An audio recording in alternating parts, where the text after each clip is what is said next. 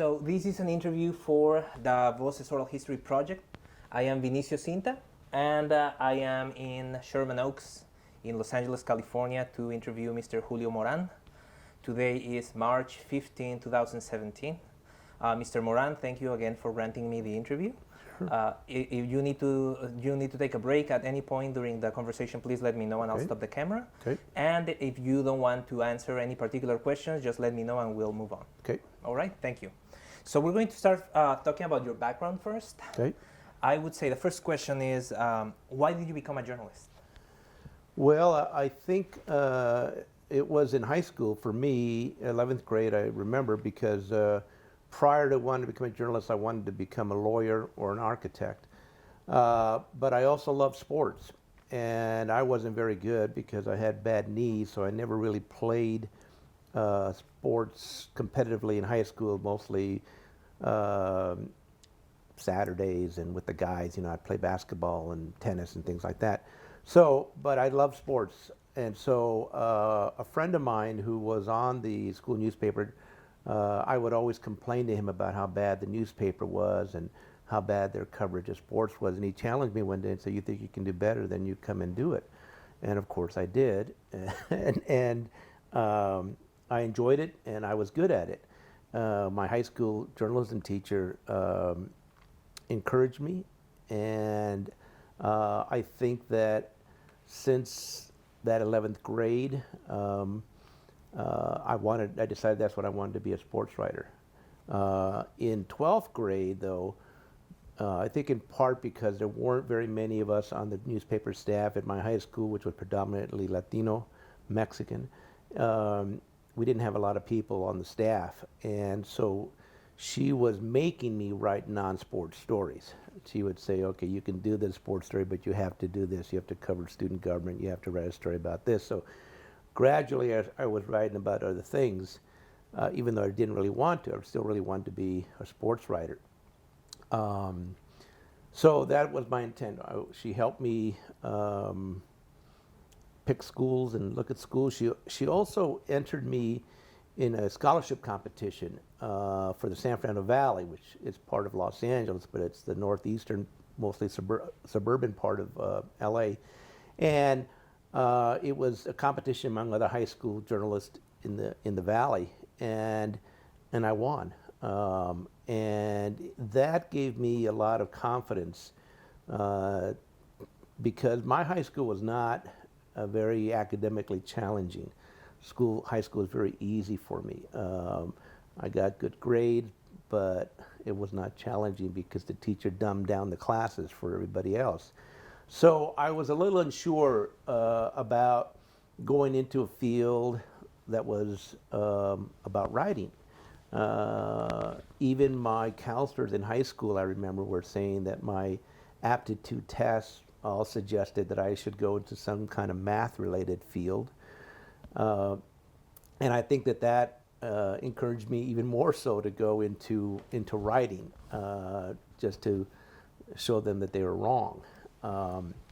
So I went to college, and I went to Pepperdine in Malibu, which was a very good school for journalism, and I started writing sports. And because I was just a freshman and a sophomore, and we didn't have a football team at Pepperdine, we had a basketball team and a very good baseball team, and a very good tennis team and a good golf team, water polo team, sort of the Olympic sports, but not the major sports. But it was a very white school and a very rich school. And I grew up in a poor community, and we grew up poor. And I grew up around mostly Latinos and blacks, very few whites. So that was a little challenging as well, to be in an environment like that, where I had to learn to get along with everybody. And so we put up with name calling by some of the other students who looked down on the Latino and the black students that were there. During my sophomore year of college, and I had just written sports those first 2 years, I decided I didn't want to fight anymore, and so I was going to transfer to UCLA. They didn't offer a degree in journalism, which is why I didn't go there in the first place. That would have been my first choice of college. But I was going to change my major to history and work on the school newspaper, and hopefully that would be enough to get me a job in journalism. But over the summer, or actually even before the summer, I decided, well, that I was running away from a fight and I didn't want to do that, and that I realized the power of the press. And so I decided that when I went back for my junior year that I would use my place at the newspaper to fight some of the racism that was going on campus. And it indeed was a great tool. I fought with the administration, I fought with the white students, I fought with a lot of people who still kind of looked at me as a dumb Mexican, but it was a dumb Mexican with the power of the press behind him. So I was able to do a lot of the things. My last semester of school, I think it was my last semester of school, I did an internship at the LA Times. So I had that behind me as well as now, not only do I have the power of the press on campus, but now I have the power of the LA Times behind me in terms of fighting administration. In my last semester, I was editor of our college magazine, which was an award-winning magazine that the school loved.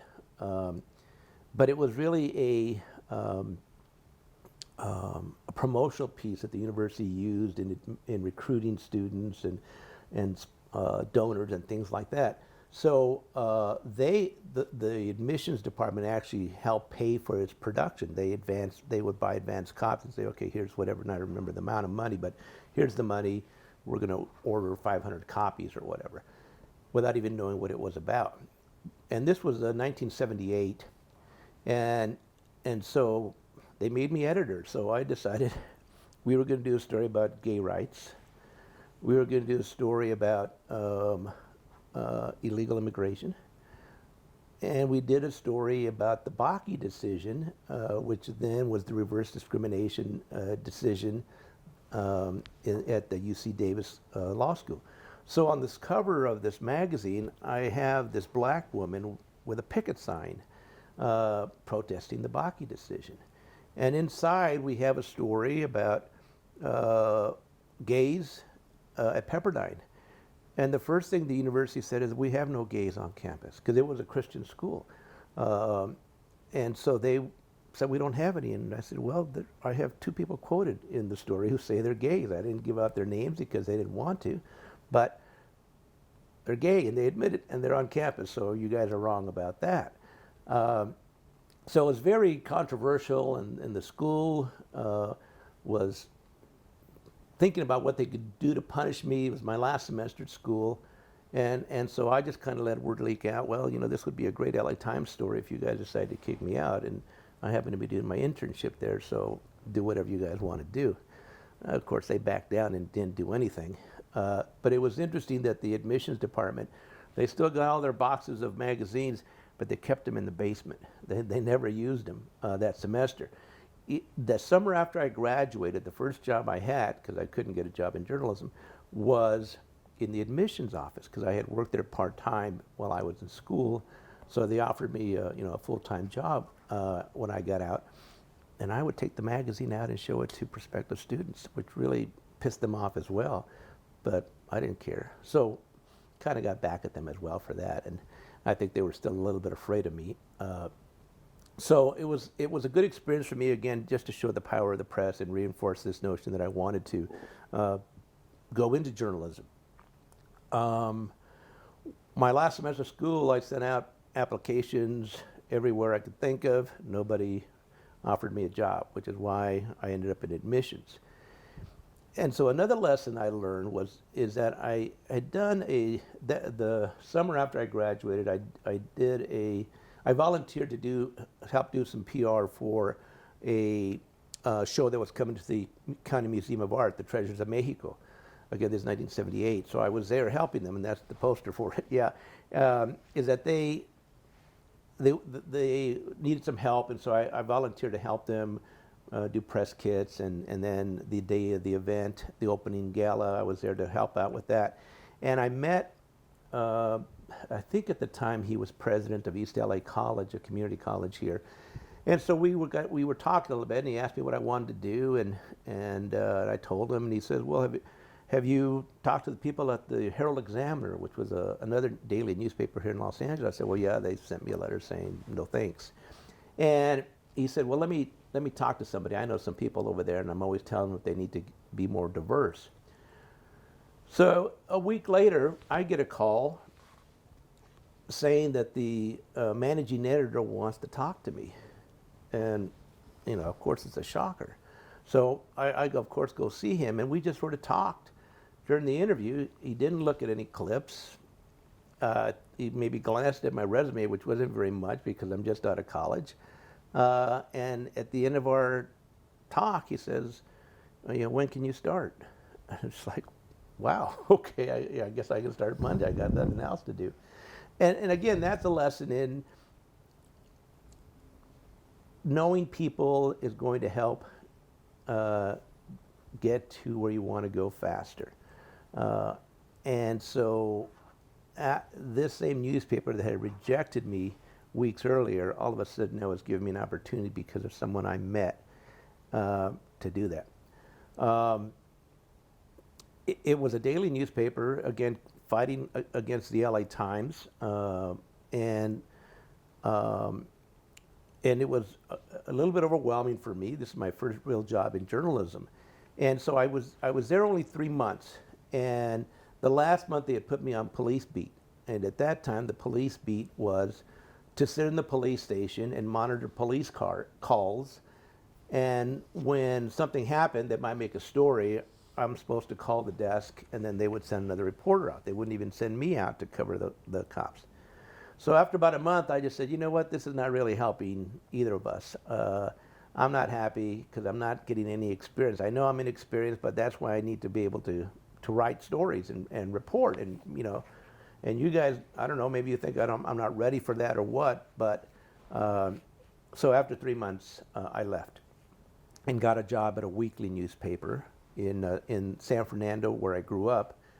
And it was a weekly local community newspaper. Again, because it was so small, I was writing 3 or 4 stories a week and just getting some of that experience of actually writing.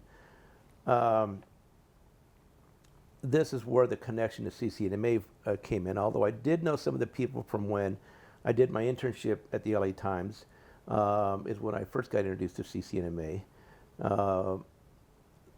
After I started working at the San Fernando Sun, I got a call from Felix Gutierrez, who was the executive director at the time, and he said that there's a magazine in New York called Nuestro that is looking for somebody from California to go to New York to work for them, and I think you'd be good for that. So again, I think we did the interview over the phone, and he said, okay, you're hired. You want to come out to New York?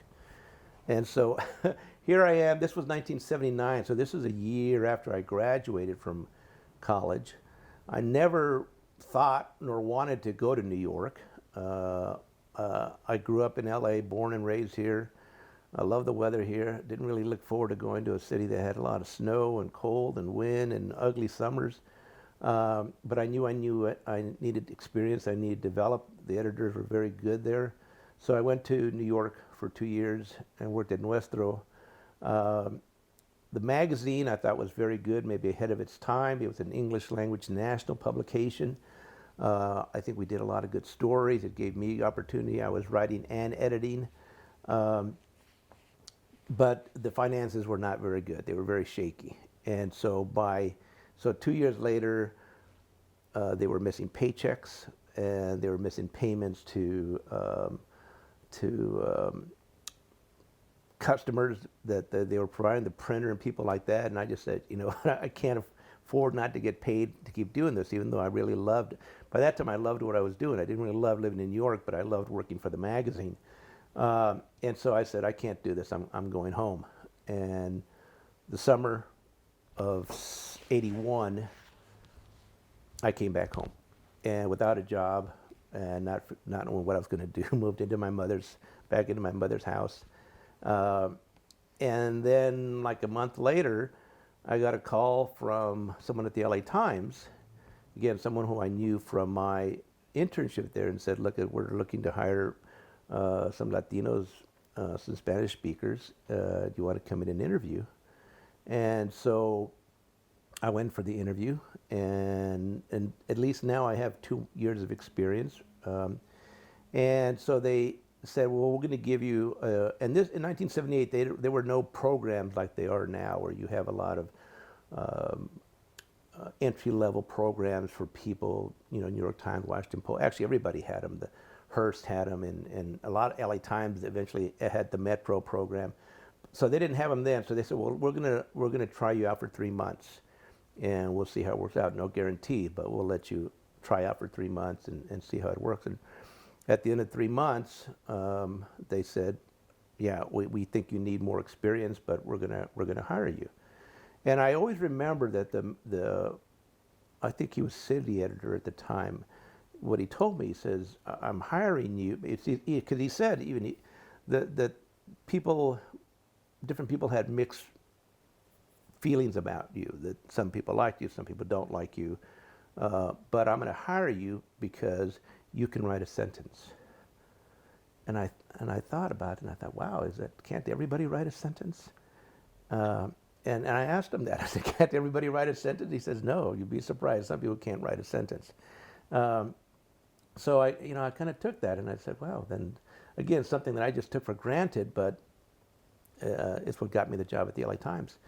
And I was there for 14 years. Okay. Going back a bit. Okay. Going back actually to almost the beginning of the interview. Okay. You were talking about, you said that there weren't many of us in the school newspaper. Right. You mean the Latinos? I mean, Latinos specifically, and people of color in general. I think when I was there, it was just me and a photographer, Latinos, and we had one black. Now, granted, the staff was small. We had maybe 25 people. But in terms of people of color, that was it. Why do you think there weren't more? Well, because it was a rich private school, Christian dominated, and so as I said, even there were not a lot of Latinos or blacks who went to school there. I mean, blacks and Latinos at Pepperdine in 1974 were probably 5% of the entire school. So there weren't many of us in general, and so and I think that at that time there still weren't a lot of Latinos going into English language journalism, and even when I remember talking to my mother about this is what I want to do, and she was concerned, in part because how are you going to make a living writing? You're a Mexican, you can't write in English to write a living. Plus, my brother, who's 2 years older than I am, was going to be a lawyer. So that was a real job to her eyes. Lawyer, why don't you become a lawyer like your brother? And so, so there was still sort of a difficulty, even so among us, to pursue a field where we had to write, and little encouragement from school officials to push us Latino kids into fields of writing. It's hard enough to get them to push us into college, but then into pursue fields of where we had to write as the main criteria for the careers we wanted was difficult. So there probably weren't a lot, except for schools that had a lot of Latinos, like Cal State Northridge. Had a lot of Latino students, and that's the school in the Valley. That's the school that was closest to me, and that where a lot of my classmates went to if they couldn't get into other schools. So that was always the secondary choice for a lot of us. And it has a good journalism program. So there were a lot of Latinos who went there, but even in the 70s, there probably still weren't a lot of Latino in the journalism program. Certainly not anything like there is today. And at Pepperdine, I would be surprised if there's more than a handful of Latino or blacks in the School of Journalism as well. Even though we've seen growth in journalism programs at colleges around the country, even just in California, Cal State Northridge, Cal State Fullerton, Cal State Long Beach. San Diego State. So there are a lot of Latinos now who are pursuing it. But in my years in the 70s, there still weren't very many. Because if we go into the history of it a little bit, and we can talk a little bit more about that, but Ruben Salazar really was the one who changed everything in terms of being able to have a role model of a Latino working in the English language. Spanish language news had just started developing with KMEX here in Los Angeles. They had a very small staff. But here was Ruben, who was working for an English language newspaper and in a prominent role. And I think he, as I said, became the role model for a lot of us who wanted to follow in his footsteps, starting with Frank DeLomo at the LA Times, who in fact immediately followed Ruben Salazar, and the Times was hoping to make him the next Ruben Salazar, which of course is not a fair thing to do. But it just shows that they weren't very many Latinos there. And then again, eventually that led to the creation of CCNMA. Just out of curiosity, what sport did you want to write about? I didn't have a favorite sport. Football, baseball, basketball, primarily. It was interesting again because I was on the B team for basketball my sophomore year, but my knees really didn't let me play.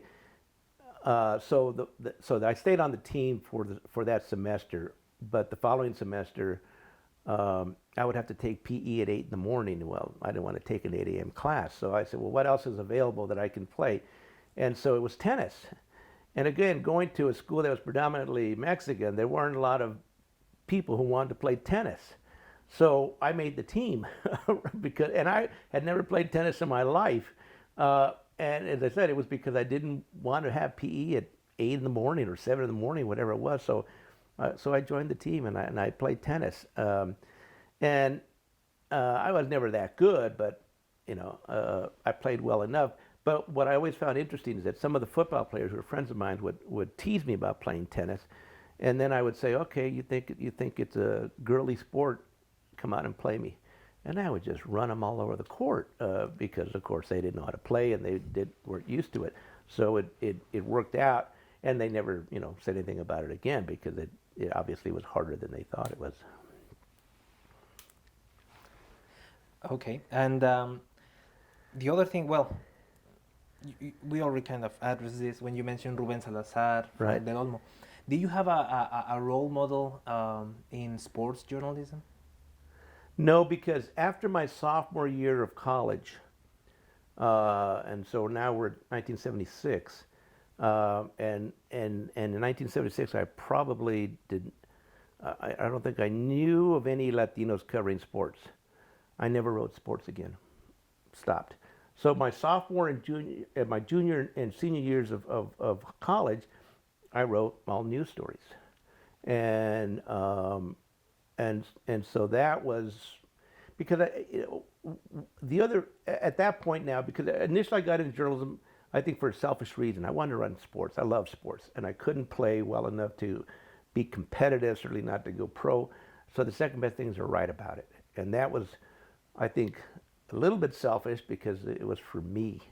And then going through Pepperdine, and then the experience I had the first 2 years, and then realizing the part of the press, I said, well, it can't be just for me anymore.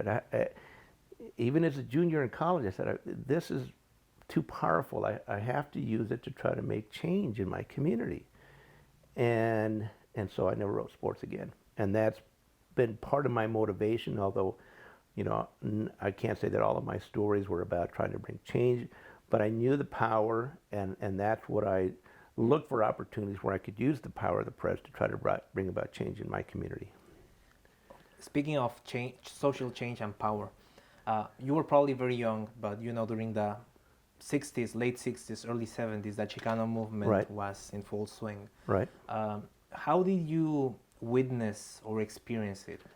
Well, it's kind of interesting, I think, that because I grew up in mostly Latino neighborhoods, and then for a while grew up in a predominantly black neighborhood, ethnicity was not an issue growing up for me, because we in my neighborhood, in San Fernando, there were cops who were beating up Chicanos, but it was mostly the Chicano gangs that they were having problems with, and police brutality towards them, not necessarily the community at large. So I was not very active in Chicano issues in high school. But interestingly enough, when I went to Pepperdine, I think because the whole situation was reversed and that there were so few of us, I did. And I started a mecha at Pepperdine. And we only called it mecha because that's what was going around at the time. You know, none of us were as radical as any of the mecha groups in the rest of the country. We just used it as the name, as a way to sort of have some connection to the other schools. And so I founded it and was president for 2 semesters. And they wanted me to be president again for the 3rd semester. I think maybe nobody wanted to do it, but I said, look, I'm going to be leaving soon, so we need to get more people in here to get involved. And so in some ways I'm surprised, because that's not something that I thought I would do. I was not part of Mecha in high school, but I was in college.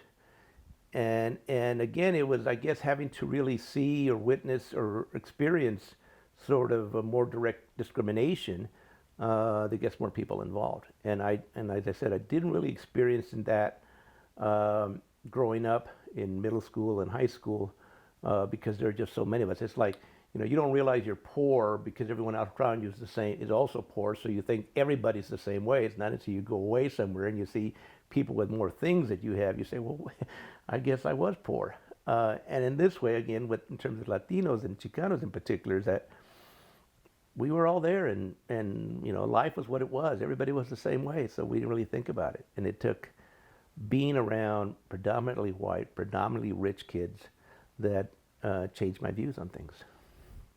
What types of activities did you do as a Mecha group? Well, we did gatherings, mostly gatherings, because again, a lot of the other Latino students felt homesick, even though most of us were from the greater LA area, so they could go home, although a lot of us didn't have cars either, but they could have gone home. But so we would support each other. But I remember that we did have, I was going to say rallies, but I don't know if they're really rallies or not. I remember one where we invited the head of the Chicano Studies at UCLA to come speak to us. So we did little things like that, nothing major, no demonstrations or things like that.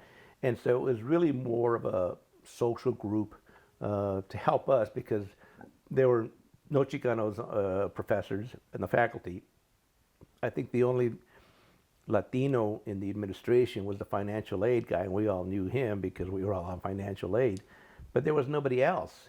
So if we needed support, there was nobody at the university to provide that for that, so we had to provide that for each other.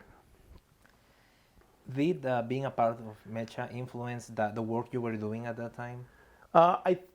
It did in the way in that it made me realize that I could use the press to help bring about change, which is, I think, is what Mecha was talking about in terms of trying to bring about change, educational change, and other political changes for Latinos, and so I think that's kind of what I try to do during my time at Pepperdine.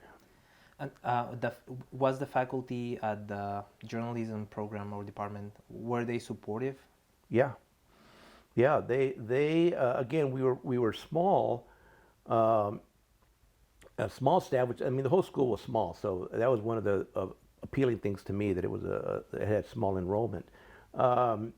But they were supportive of me because of me and everybody else in the department, because I think at that time they really wanted us to teach us journalism, what journalism was about, which was challenging authority and trying to bring about change in various fields. So I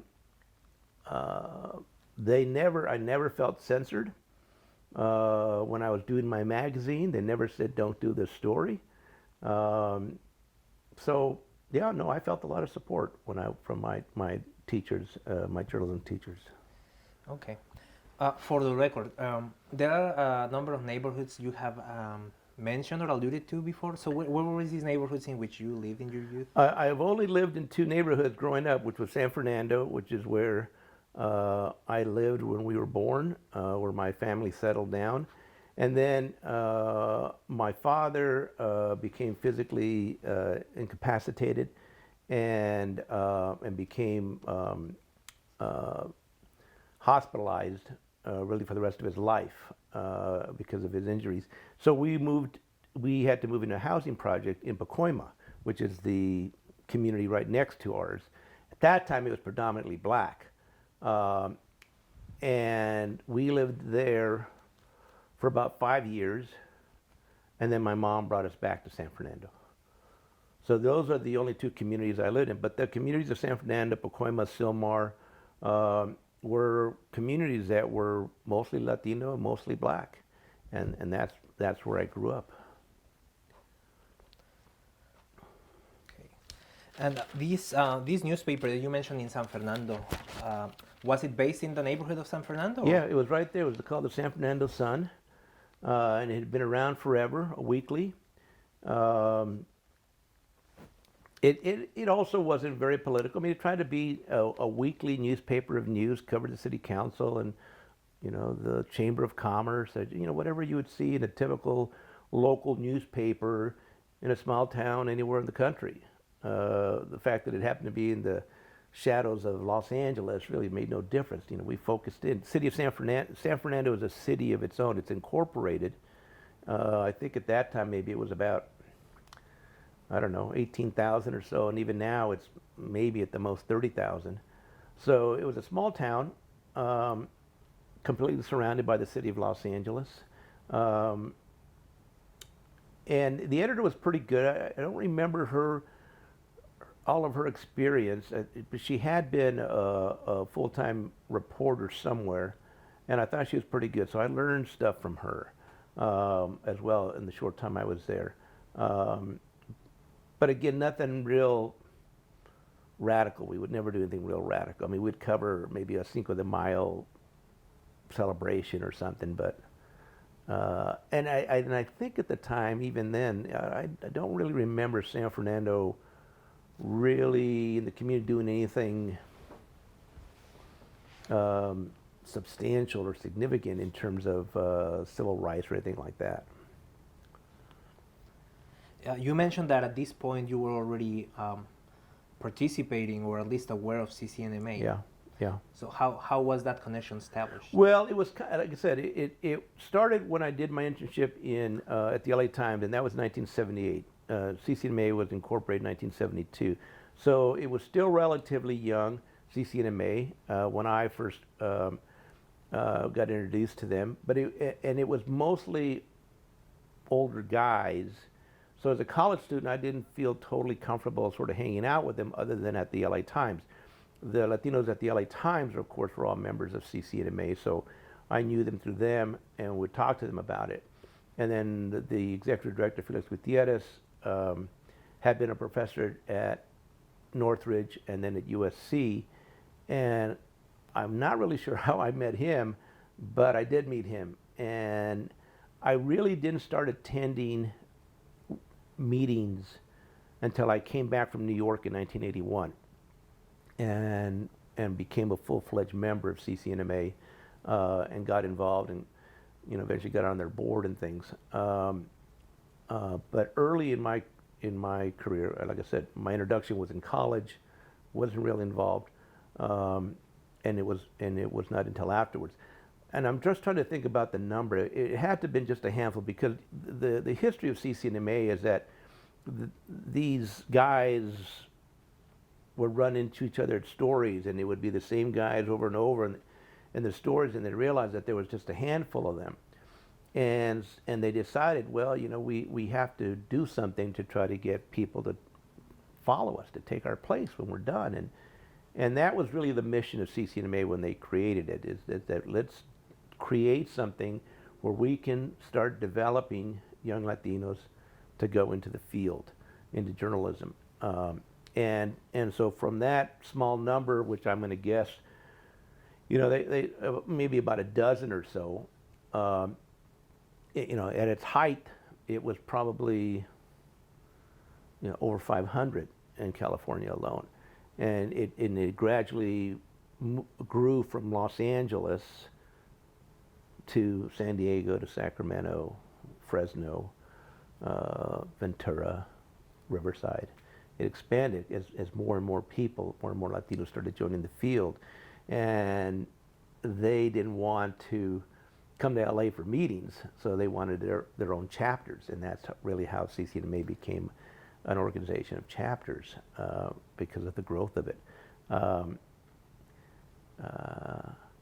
So my involvement really in really the development of CCNMA was really probably early 80s on as the numbers started to grow. I think when I joined the LA Times in 1981, I think there were only 15 Latinos at the time, and that was probably the largest number of any newspaper in the country. And that number, again, at its height, probably grew to about 50 or so. And now it's probably dropped down to, I don't know, maybe 25. So were they deliberately, actively trying to recruit Latinos at that moment? Oh yeah. We would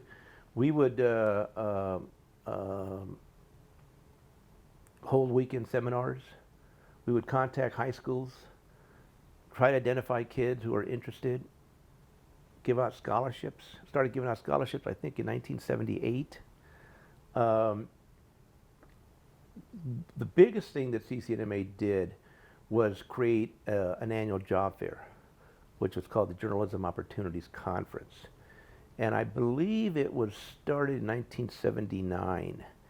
And what CCNMA did was they invited recruiters from newspapers and TV stations to come to one place, have booths. I mean, they looked like what job fairs look now, but weren't really happening then. And then we would contact high schools and colleges and say, look, we're doing this thing. All of these recruiters are going to be here.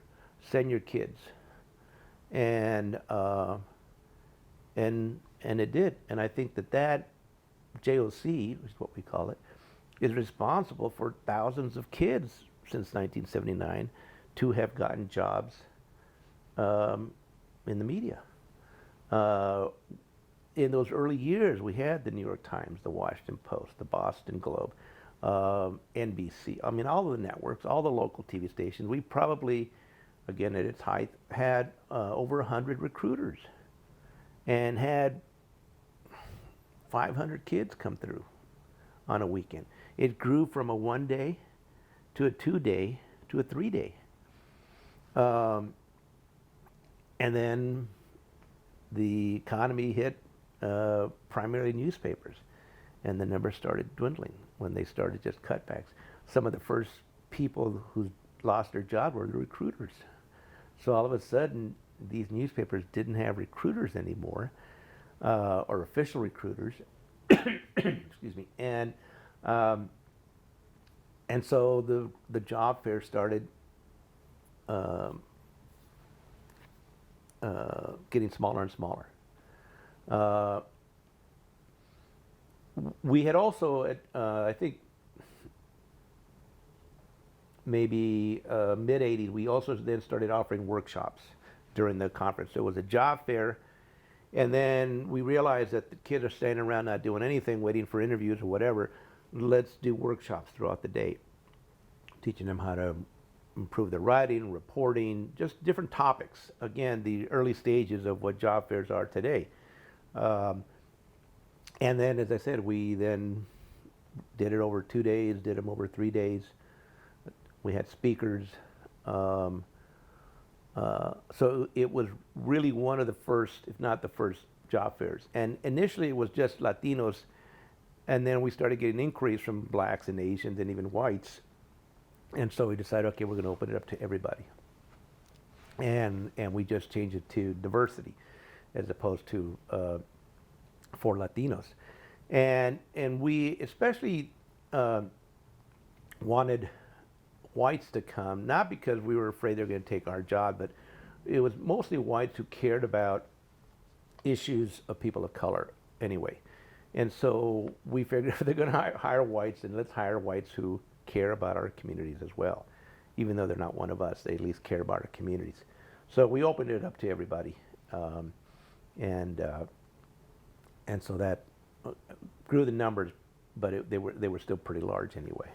So would you say that it went from being for Latino and Latina perspective journalists to being about diversity, Yes. Broadly speaking? Yeah, and again, this is before Unity, and so we again were one of the first to look at it from a diversity perspective rather than just individual Latino or individual Black or Asian. The NABJ local chapter is one of the oldest, if not the oldest, of the NABJ chapters. AJA started in Los Angeles, and people often forget, and because NABJ likes to identify themselves as the oldest organization of journalists of color in the country. Well, they are the oldest national organization, but they're not the oldest organization of journalists of color, because CCMA incorporated in 72, I believe NABJ incorporated in 74. And they actually did look at our bylaws to develop their own bylaws. And everybody has since. AAJA used our bylaws as well to develop theirs. NAJA, everybody has looked at us as the model for what an organization could be.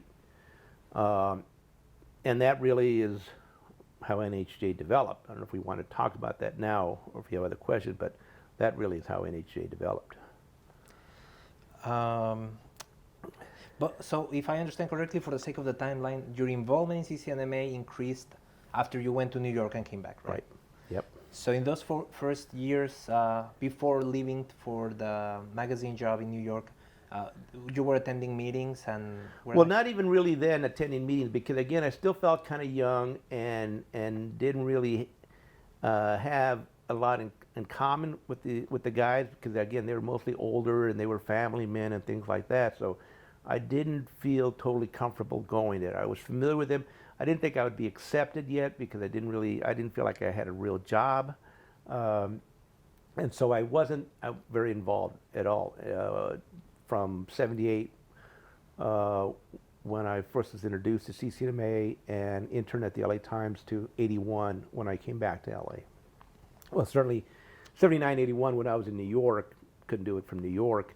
But 78 to 79, that 1 year after college, I didn't really get involved again. I didn't feel like I could, because I didn't feel like I had a real job. And once you were back in LA, now working for the LA Times, now I got involved. Yeah, I got involved because now I felt like I had a voice and that I had something behind me in terms of the LA Times behind me. And so I started getting more involved. And again, even though that I was still among the youngest of CCNA members at the time, I felt I could hold my own with them because of my experience in New York, and now coming back to LA. So I did start getting more involved in 81, getting on committees and helping do workshops and helping plan the job fair, helping plan our annual scholarship dinner, things like that. So when was the first time you became an officer or a board member? Well, I think it was 83, and the resume will show it. I meant to review it, but I think 83 was when I first became a board member of CCNMA. Even though I had been involved before, not officially a board member until 83. And 83 is also the year, actually, 82 is when we did the first national conference in San Diego. So it was probably the beginning of 82, when people from around the country were seeing what we were doing in California.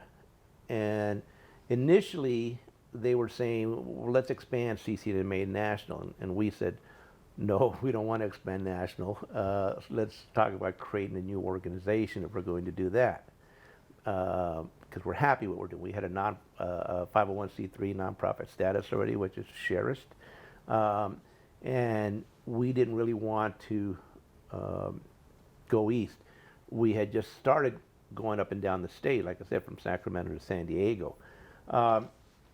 And we wanted to see what kind of, still weren't really sure what kind of interests there were. We had identified people across the country and put a committee together to plan this conference in San Diego. But we weren't sure how many people were going to show up, 25, 50, 100. And we ended up having 300 people show up for that first conference, which was way beyond. I mean, we would have been very happy with 100. And then with that success of that conference in '82 is when we said, okay, then there is some grounds to start a national group.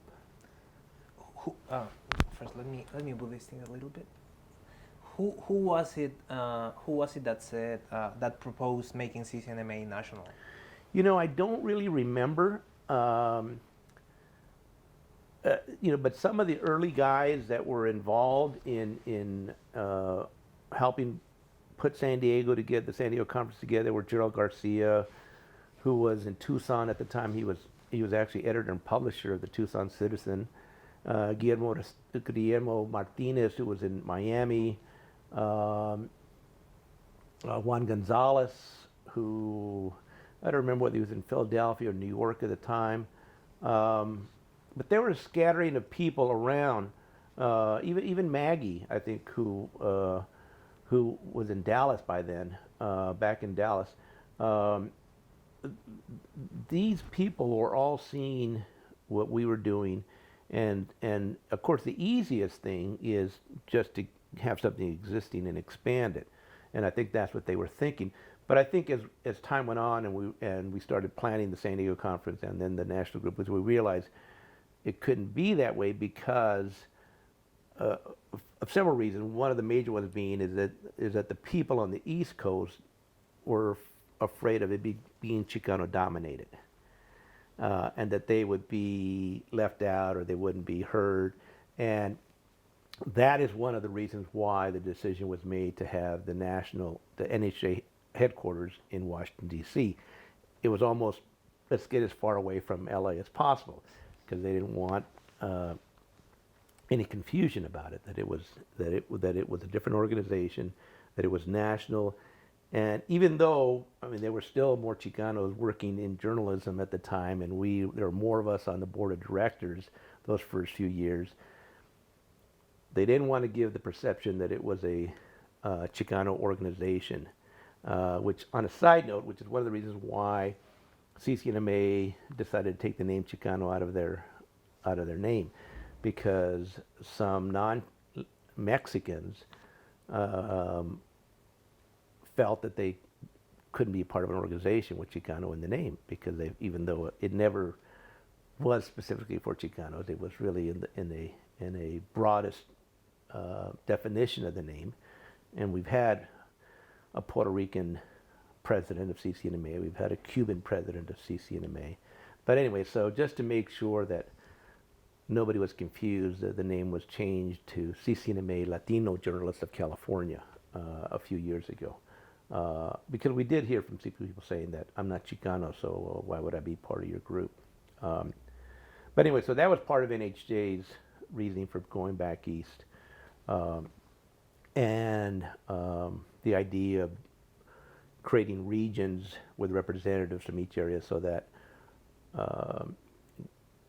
we almost guarantee that there'd be a Puerto Rican out of New York, a Cuban out of Miami, and then wherever else there was in the rest of the country. Taking a step back real quick, before all of this, did CCNMA have a working relationship with Latino journalists in other parts of the country? No, because there weren't really any. I mean, the only other organization that may have developed between CCNMA and NHJ that I can remember is the Dallas Network of Hispanic Communicators, I think is what they called themselves. out of Dallas-Fort Worth.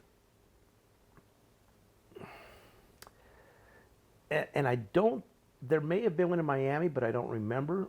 And I don't think there was one in New York. So there really weren't any, which, to jump a little bit ahead, is why initially, even though some people think it's differently, is why NHJ initially became an organization of individuals, because there were not enough people in one given area to form a chapter. So, you've got 3 people in, I don't know, in Chicago. Well, you can't have a chapter with 3 people. And so let's create a national organization of individuals where everybody can join. And then when there are enough people in a given area, then they can form a chapter. And I think today the number is 15 that you have to have a chapter of NHJ. I'm not 100% sure, but I think the number is 15.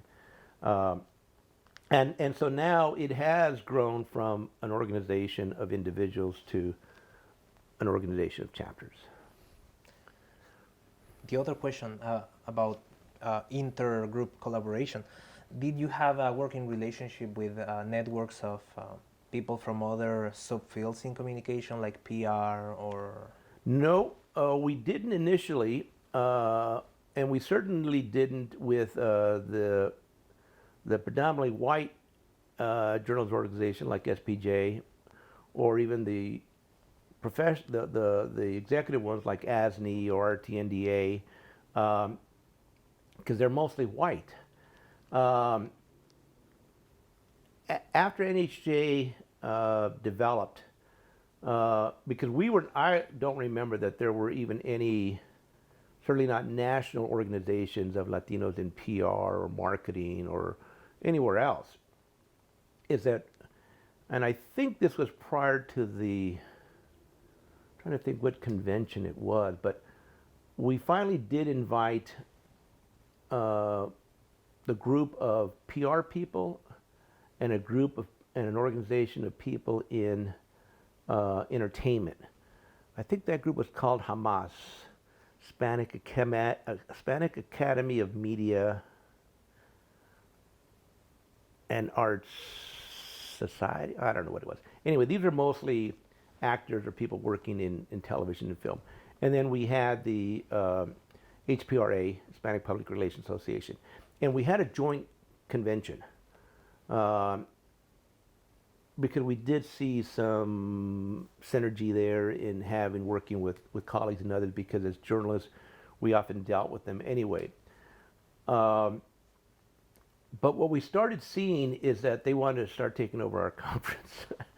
And we were slowly moving away from a journalism conference to sort of a general media conference, in some ways what Hispanicize has become today. And I think it was 1988, which I think was the Dallas convention. It was where we finally kicked them out and said, look, we can't do this anymore. This is our convention, and you guys can have your own. We helped develop you. You guys have grown. You guys can have your own if you want.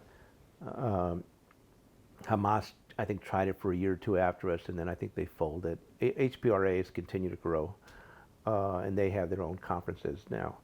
But other than that short term, we haven't really worked with other groups, and certainly CCNMA has not. Okay, and we'll get to the NAJ conferences a little later. Oh, and one other thing on that is that CCNMA, since the day one, has never allowed non-journalists to be full members. They could be associate members. So if you worked in PR, you could not be a voting member or hold office, but you could be an associate member of CCNMA. NHJ, or even an educator, you could not be a full member of CCNMA. You had to be a working journalist. NHJ decided that they wanted to open it up. So they allow educators to be full members. They allow PR people who work in media,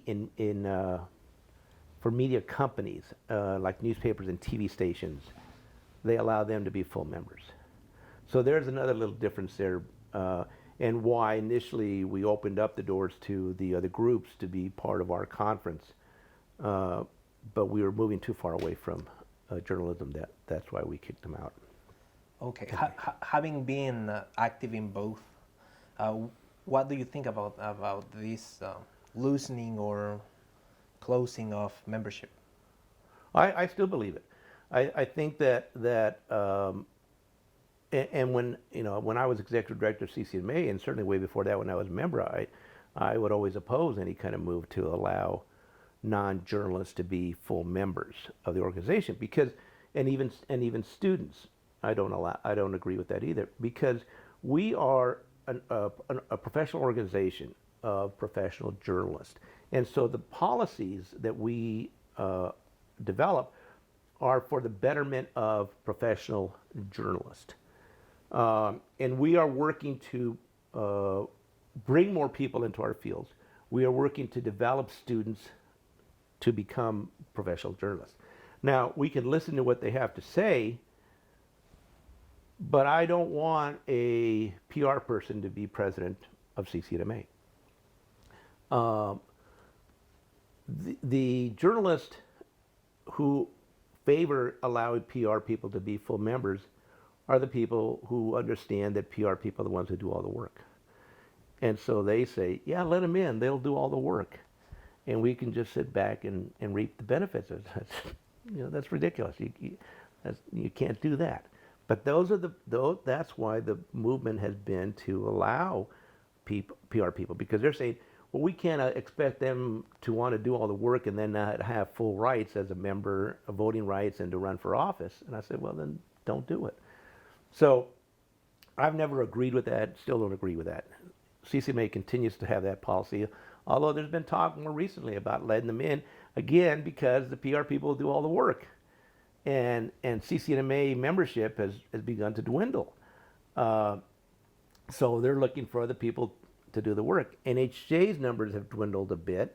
And so, again, looking for people to do the work and raise the money. You see, and that's another whole issue about raising money, is that, the journalists are making excuses about how, well, I can't raise money, it's a conflict of interest as a journalist, and what do I do? But there's ways around that they could do that it's not a conflict. SPJ does it, ASNI does it, RTNDA does it. They all do it, and they're all journalists, and there's no conflict of interest. Again, it's just an excuse for them not to do any work. So, and actually, this is a very interesting issue, because there's a full-time staff in both organizations, right? Right. Well, not CCNMA anymore, but they're trying to resolve that. Yeah, and that's part of the reason, is that you have a full-time staff member who's not a working journalist, who then has no conflicts, but the member journalists should be helping identify, if we're talking about fundraising, sources of potential income, and then let the executive director, the staff person, close the deal. You don't have to do it. You work for the LA Times. Why can't you go talk to the person in charge of giving out money and say, look, we have this organization, I'm a part of it. We do this, we do this, we do this. Is this something you guys would support? Can you give us, a donation? Yeah, I think we can. Okay, well, let me have you talk to our executive director and close the deal. But people don't even see doing that. They see that as a conflict, and it's not a conflict. Okay, so I think you were a member of the committee who organized the 1982 Correct. conference, right? And you already mentioned that it surpassed expectations. There were Right. more people than you expected, so it was a success in Right. terms of attendance. How was the process of putting this together for the? It was the first national one, Right. Right. Can you tell us about the process? Well, again, we got a grant money to hold meetings, which is, of course, what we always have to do. So we had a committee made up of people from across the country, and really our main job was to try to, again, come up with workshops. Let's come up with stuff that people are going to want to come do, that's going to help improve them, that's going to make them better journalists. And I don't remember that, I don't think we had a job fair that first year in '82. But then, of course, we had to raise money too. We could find sponsors and stuff like that. But it was primarily coming up with workshops, and then spreading the word and trying to get people to come to the conference. So it wasn't really difficult, and I think that even though we were coming from different parts of the country, we could still basically agree on what we wanted to do. It's interesting that probably the only dispute may have been English versus Spanish, and CCNMA again held the first national Spanish language conference in 1980, I think, in Los Angeles. So it even preceded the 82 national convention that we put on. And so we have always, since 82 and beyond, have always included some Spanish language.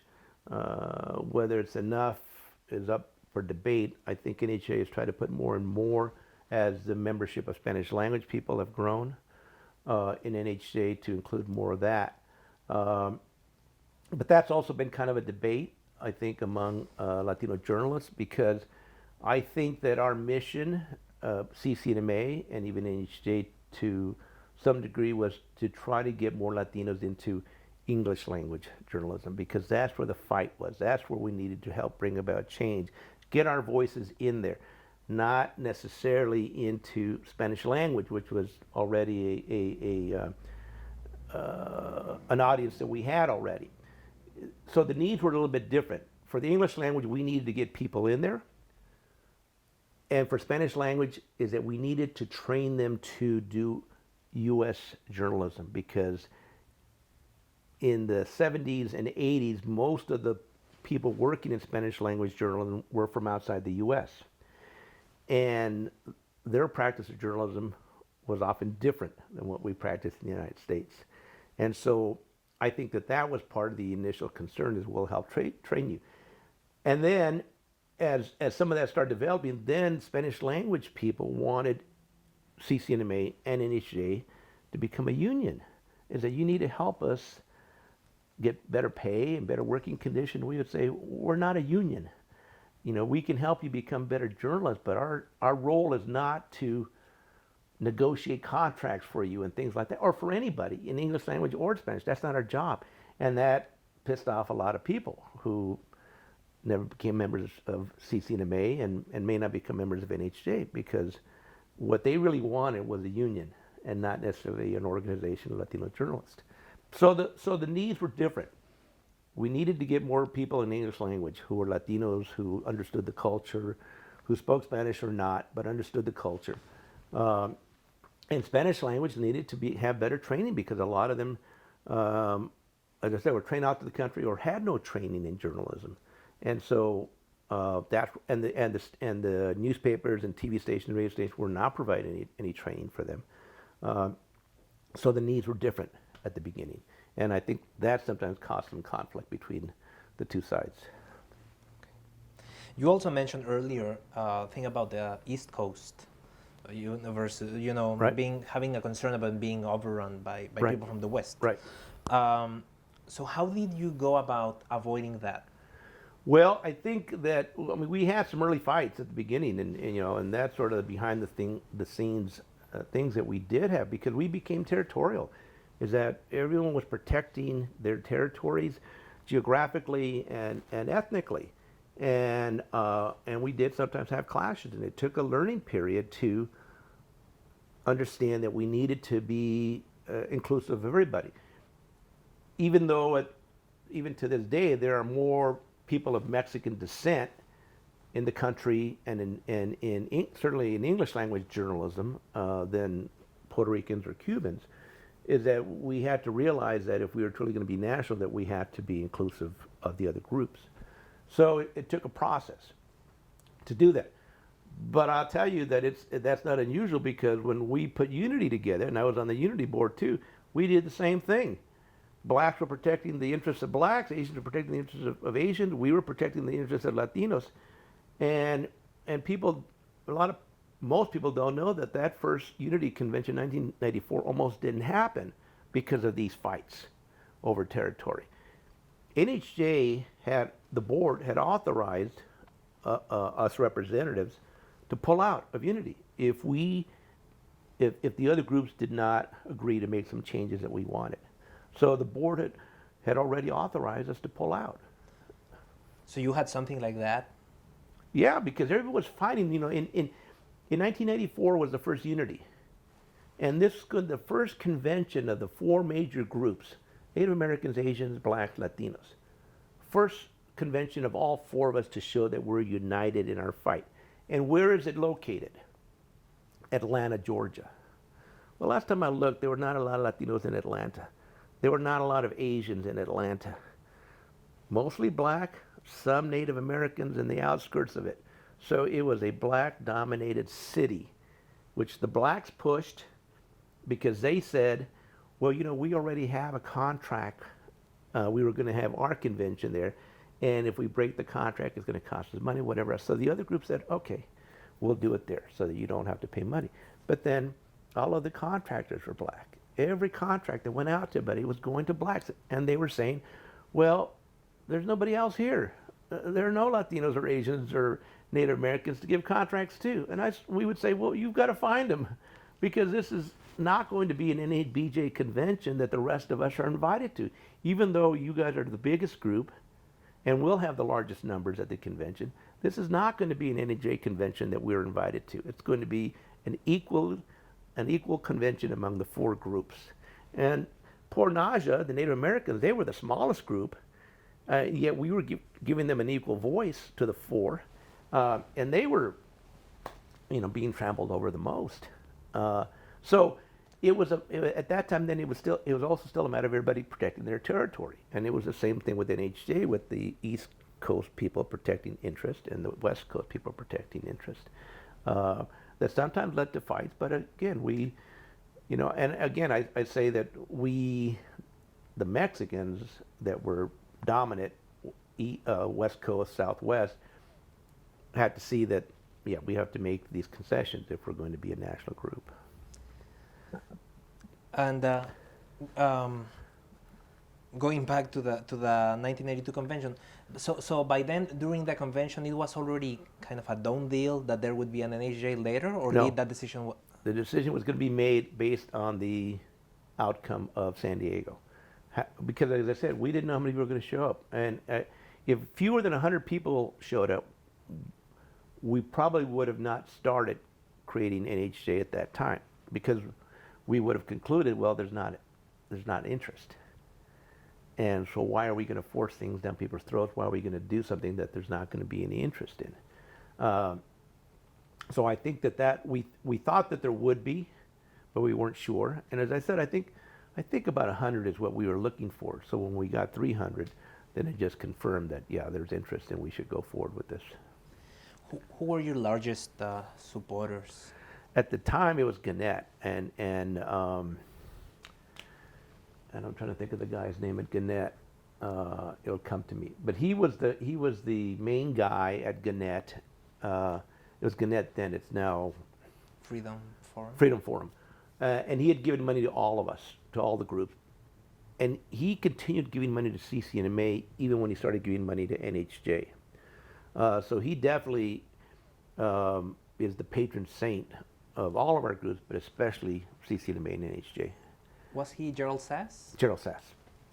Yeah, Gerald Sass. And so he understood the need for diversity, and he understood that these organizations were important and needed, and he provided the initial seed money for everybody. He gave us the initial money for the 82 San Diego convention, and he gave us money for CCNMA to establish an office and start doing its work. And gave us money, and I think Freedom Forum gave us money, I think, as late as the early 80s, up until the crash in the 80s, which they said they were going to stop giving not only us money but everybody else money pretty much because their portfolio had dropped so much. But I think it was an excuse. They wanted to move away from funding organizations and fund their own, which is why they created the Freedom Forum, why they created their own facility at Vanderbilt.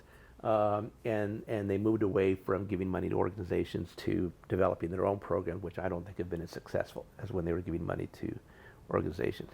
But it happened, and it was also the time when other corporations had stopped doing stuff. The economy had, I think, become an excuse for media companies to stop giving money to diversity issues.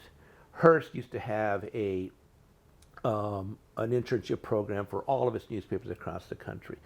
Capital Cities used to have a program that gave money to all of their to all of their properties across the country. So there were 6 or 7 of these corporate internship programs across the country. And then when the crash came, it's like, well, we're going to stop. We're not going to give any more money. So in addition to getting rid of the recruiters, they got rid of all these programs, and I think that's hurt diversity efforts.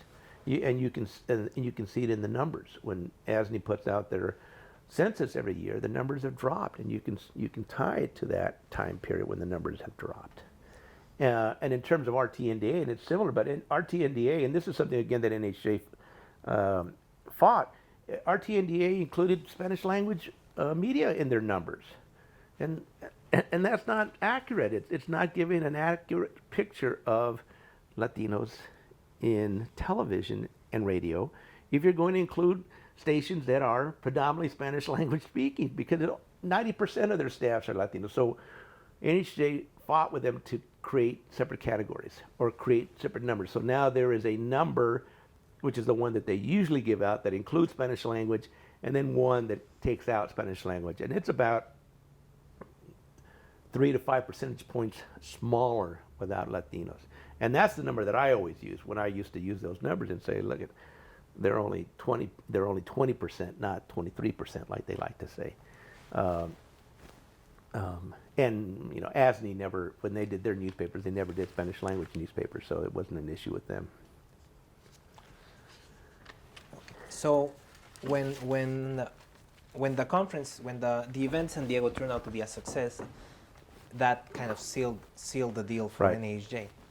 Did you get involved in Well, that? I was not on the planning committee for NHJ, but most of the meetings were in LA, so I would sometimes go to them, and I knew all the people on the committee anyway. So when they would get together for dinner after their meeting, maybe I would go and join them as well.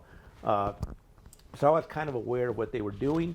Plus, again, they were using the CCNMA bylaws as a guideline for what they wanted to do, because the work was primarily creating structure and also creating bylaws that they had to do.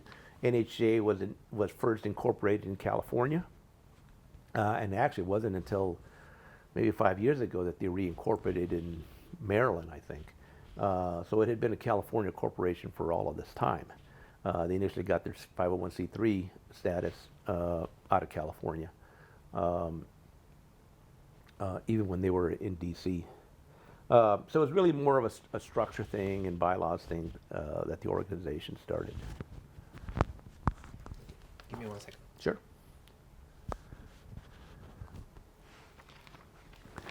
So you attended several of the meetings, you said? Some of the meetings.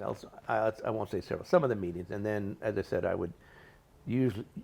attended more of the dinners afterwards, or if they got together for drinks, I would join them there. So what was general? What was the atmosphere?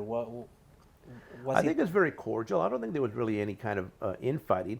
As I said, again, I think that having the guidelines of the CCNMA bylaws probably helped a lot, because there was already that structure, and it's just a matter of adapting it to a national level, which is easy to do. It was a matter of very technical stuff. Is how long should offices be? What are the criteria for people to run for office? That sort of stuff. We started out having the president only serve 1-year terms, and you can't run for re-election. And then that was finally changed several years later to 1 2-year term, because we realized the president, really needed 2 consecutive years to get things done. So there have been some changes like that. But I don't remember that there was really any contention from the planning committee. I think everybody was just kind of happy that this was going on, that there would be something national created at the end of it. And I think that they were satisfied. The people on the East Coast and in the South, Miami, were happy that it was going to be out of LA, that it was not going to be based in LA, because then we wouldn't control it. And from the perspective of CCNMA, Yeah, we wanted them gone too. We wanted them gone too. And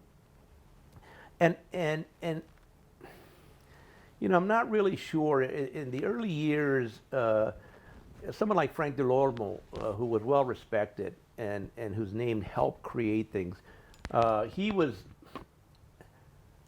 not necessarily a big supporter of NHJ, and I'm not really sure why. I don't really remember why. Some of it may have been because when NHJ was being created, the executive director of CCNMA worked part-time for NHJ, and I think Frank at that time may have thought that Frank Newton was using CCNMA to help NHJ, especially like with sponsors, and that he was taking money away from CCNMA to NHJ, and I think that may have been part of it. And then, of course, when NHJ was established and they were able to hire somebody full-time, they hired Frank Newton. And so I think Frank Delormo was a little upset about that as well. And some of that lingered. There's still people at NHJ who'll say that there's still ill feelings between CCNMA and NHJ, but I don't think there is. One guy a few years ago tried to bring it up in an election for president.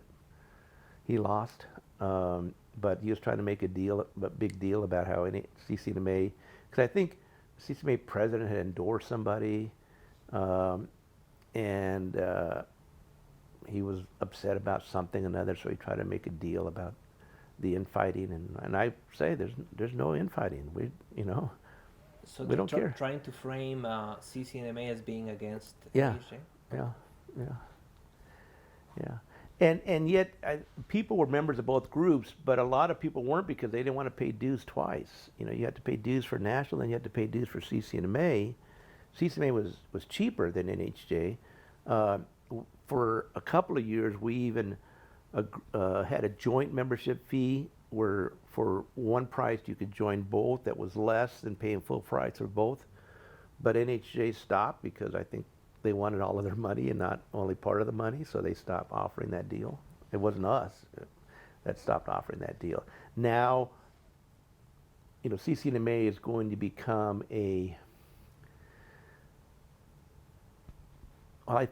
it's going to be treated as a chapter, although I don't know if it's going to be an official chapter of NHJ, because CCNMA is still going to be an independent organization with its own 501c3 status. But it's going to be more associated with NHJ, and so I think they're trying to work something out with the dues now so that you pay one dues for both NHJ and CCNMA. But I don't know all the details because that's still being worked out, I think.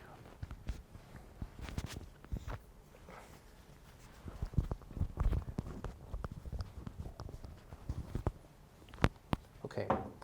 And so, in your view, for example, somebody based in Southern California back then, in the 80s, why, what would be the difference between joining one or the other?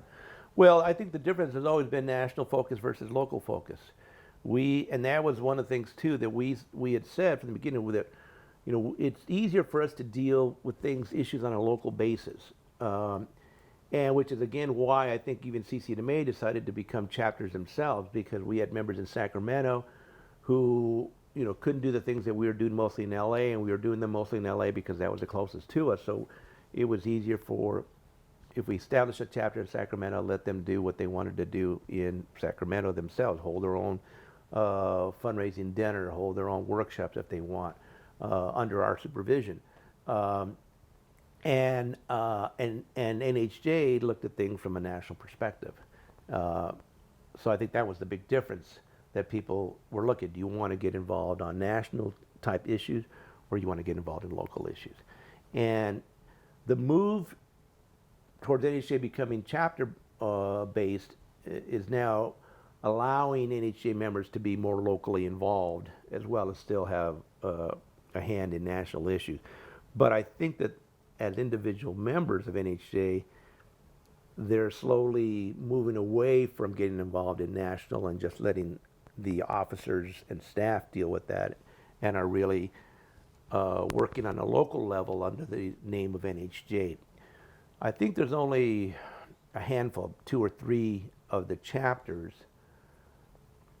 that have their own names and are not officially the Dallas NHJ or the Miami NHJ. It's Dallas Network of Hispanic Communicators is still there. I believe there's one out of Phoenix, the Arizona, I think it's Arizona Latino, I don't know what, something else. They're one, and then there's one more somewhere else, I think, that has their own name. But like, for example, San Diego used to be a chapter of CCNMA, and that eventually died, and CCNMA ended all its chapters because of waning interest. There just weren't enough numbers there. And I think that in those different areas where we had chapters, it was that a lot of the older people who had been members of CCNMA for a long time were retiring or getting out of the business, changing careers. And the younger people, for whatever reasons, well, primarily probably because they grew up knowing NHJ more than they knew CCNMA, felt more comfortable being a part of NHJ. So now, what used to be a San Diego CCNMA chapter is now San Diego NHJ chapter. And so they do everything under the name of NHJ there, rather than CCNMA. So is there a generational thing? I think that there is, even to extent, and we saw this, is that in the 80s and even into the early 90s, CCNMA was having monthly meetings where 30, 40 people were showing up. Most of those were older guys who were showing up, and not that many women and not that many young people. I think it was because these guys they didn't want to go home to their wives and kids, and so this was their excuse to be able to stop and have drinks and have something to eat and hang out with their friends. But as they started dying out, not literally, but either going out of the business or their wives making them stay home, the membership started, people attending meetings started dropping. For some reason, younger people just were not, I don't know, they're not used to going to meetings, or they wanted, I don't know what, they wanted something different. I remember that probably in the early 2000s, mid 2000s, we tried to have an LA chapter. We called it, we said it's going to be at this restaurant, whatever, and we had 3 people show up.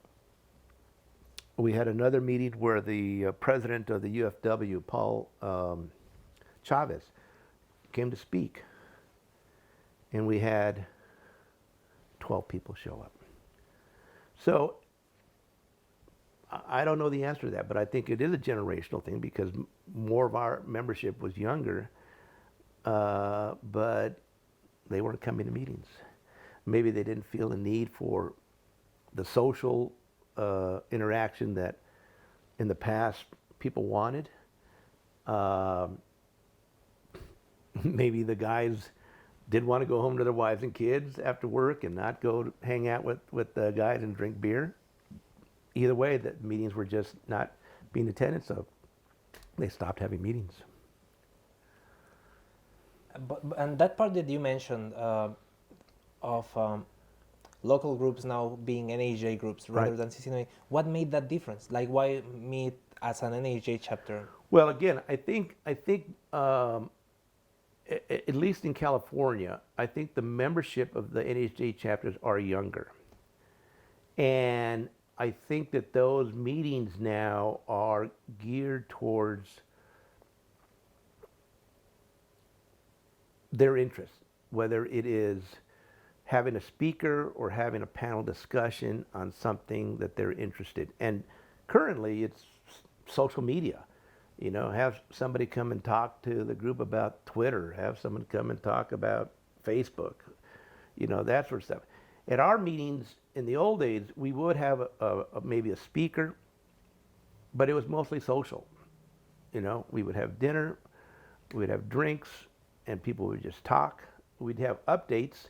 You know, the president would give an update of what's going on with the CCNMA, but that took very little time. They were not designed to for panel discussions or things like that. Even though, as I said, we did often have speakers who came and spoke to the group. So I was looking at your resume. So were you a member of both organizations? Yes, at the same time. Yeah. And part of that was intentional because I was looking to protect the interests of CCNMA. I talked earlier about how geographically we have people who are trying to protect the interests of their region or whatever. And I wanted to protect the interests of CCNMA. And I think we, at that time, well, they may not have been current board members, but we had probably 3 or 4 former CCNMA board members on the NHJ board. So I knew that they would also have the interests of CCNMA. But I intentionally did both so I can balance between what the two organizations are doing, and I think it would help both organizations in making my decisions on issues. Can you give some examples of those balancing? Well, for example, and I'm trying to think which term it was. Prop 87. When Prop 87 was passed, and remind me what year you told me, and I just forgot what year you said Prop 87 passed. In the 90s? Was it 90s or was it 80s? I don't remember, but I remember that. And I don't remember. It wasn't 83 or 84, I don't think. But anyway, I on the NHJ board was the one who made the proposal that NHJ boycott California, that we not hold a convention in California until the Prop 187 issue was resolved. And I think some of my board members were surprised that me from California and Los Angeles was going to propose that. But I felt strongly about that we should not come to California and spend our money in a state that was passed a law that was racist towards Latinos. And it did pass. I don't remember that anybody voted against it. There probably was 1 or 2 who did. So I think that, again, at CCNMA, we're here, so we're doing stuff anyway, but I didn't think as a national group that we should be coming into a state that does that. The same thing when Colorado passed Amendment 2, which was discrimination against gays. I proposed that we boycott Colorado and lost. There were only 2 of us who voted yes on my proposal, and the board decided to go forward and hold a convention there. Fortunately, when word got out that they rejected the boycott, the membership just went after all of the other board members and said, "You're crazy. If you hold it there, we're not coming." And then we had a revote, and everybody but the Colorado person voted for the boycott.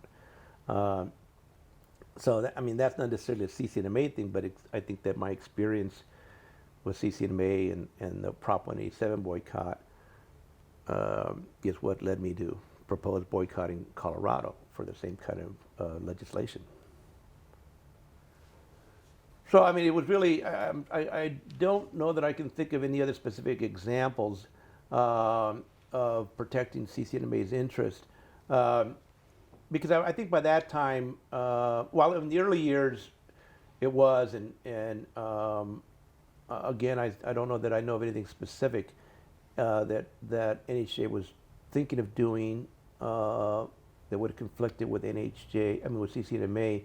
But I think that even in our discussions, I wanted to be able to provide a perspective of what CCNMA, of what we had done, what we're doing, and how that might conflict or help out NHJ in what they were thinking of doing. So that was my feeling, and interestingly enough, I had suspicions on both sides. Some CCNMA members were suspicious of me. Was I really doing this to try to spy for NHJ, or in NHJ people thinking, you're spying too much for CCNMA. So, I didn't really pay attention to that because I knew why I was doing it, and I think I was doing the right thing. So there was a suspicion on both sides. There was suspicion about everything those early years because we didn't know each other. Like I said, these are people. We here in Los Angeles really had no interaction with people outside of Southern California. So it wasn't just Miami and New York and Chicago, but it was even Texas and Arizona. We didn't know these people. We didn't really know what their interests were. We know what we were doing and what we wanted done. And even though we always saw as NHA as doing the work of CCNMA on a national level, do what we do, which is develop young kids to go into journalism, give them scholarships, provide them training, do it on a national level. And that's why, even in the early years, NHA didn't do a lot of stuff in California because we were doing it. So they didn't need to come to California to do it. They needed to do it in the rest of the country.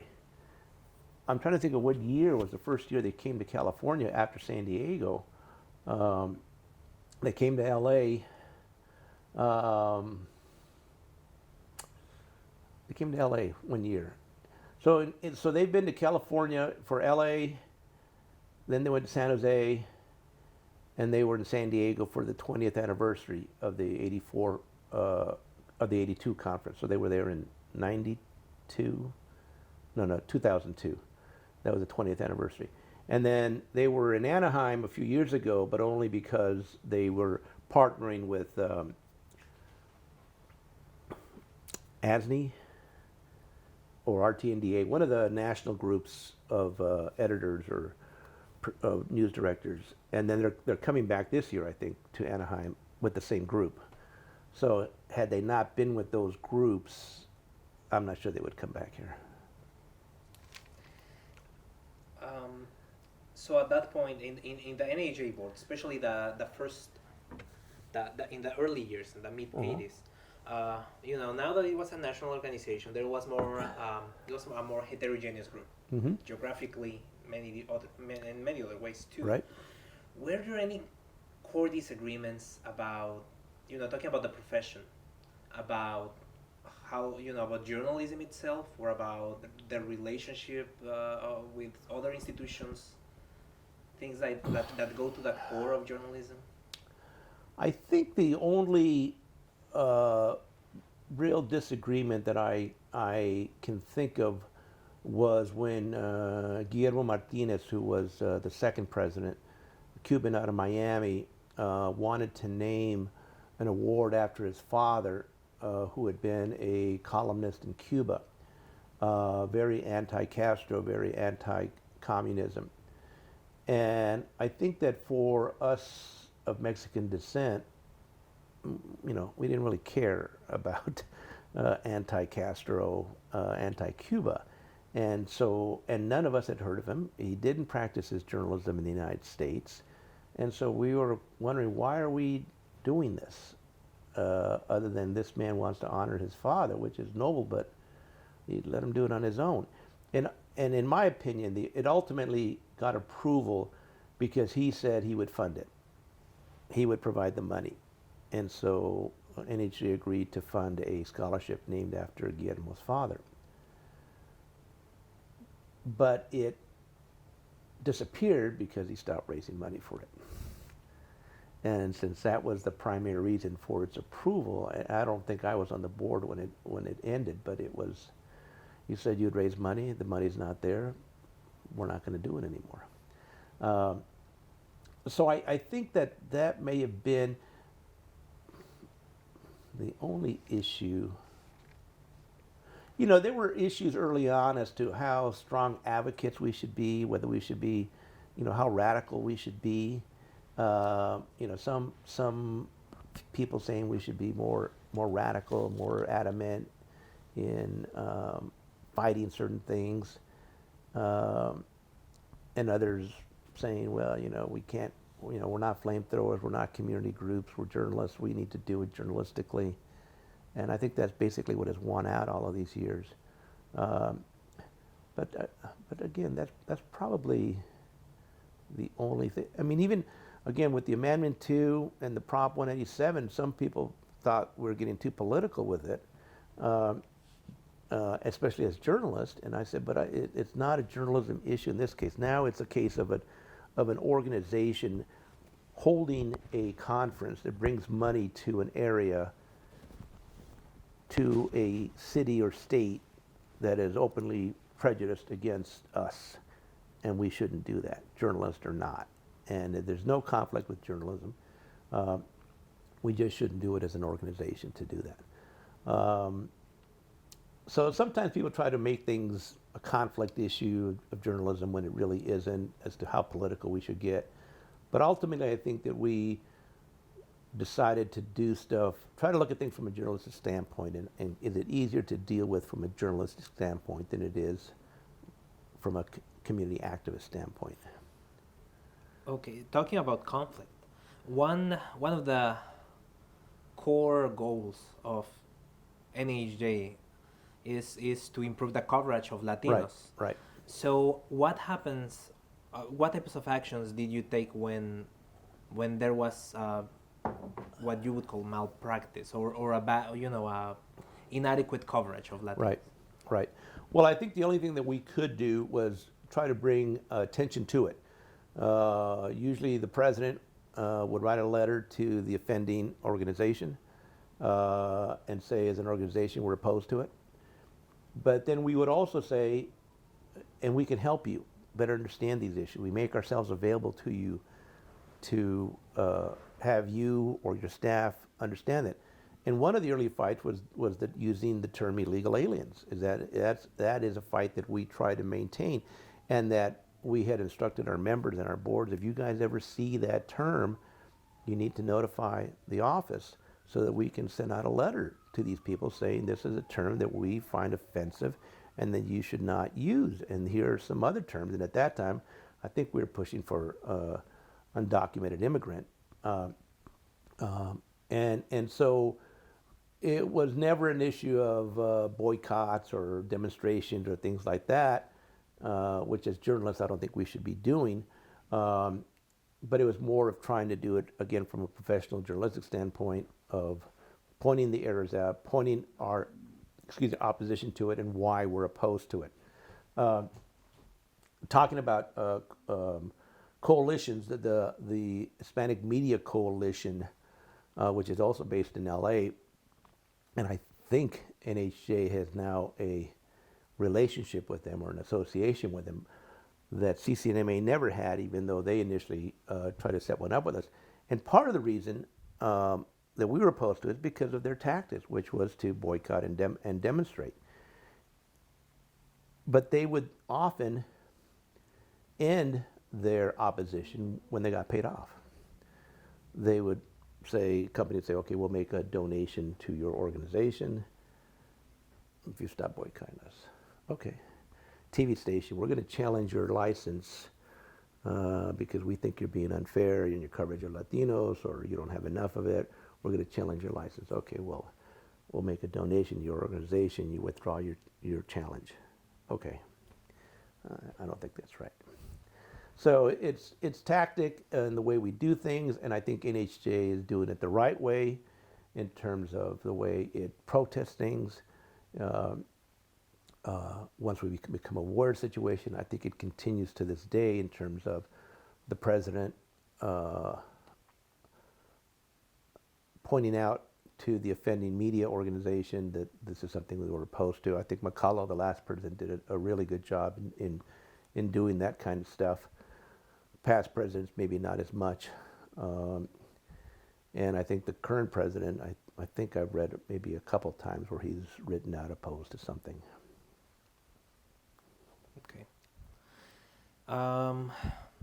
Okay. Well, I wanted to talk a little bit about your career in the LA Times. Okay.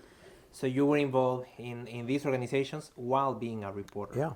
Yeah. So how well, first of all, how was the move back to California and Well, I think I told you earlier that I never really wanted to leave California anyway. And so you know, I joke about how I had to move to New York to be able to come back to LA and get a job.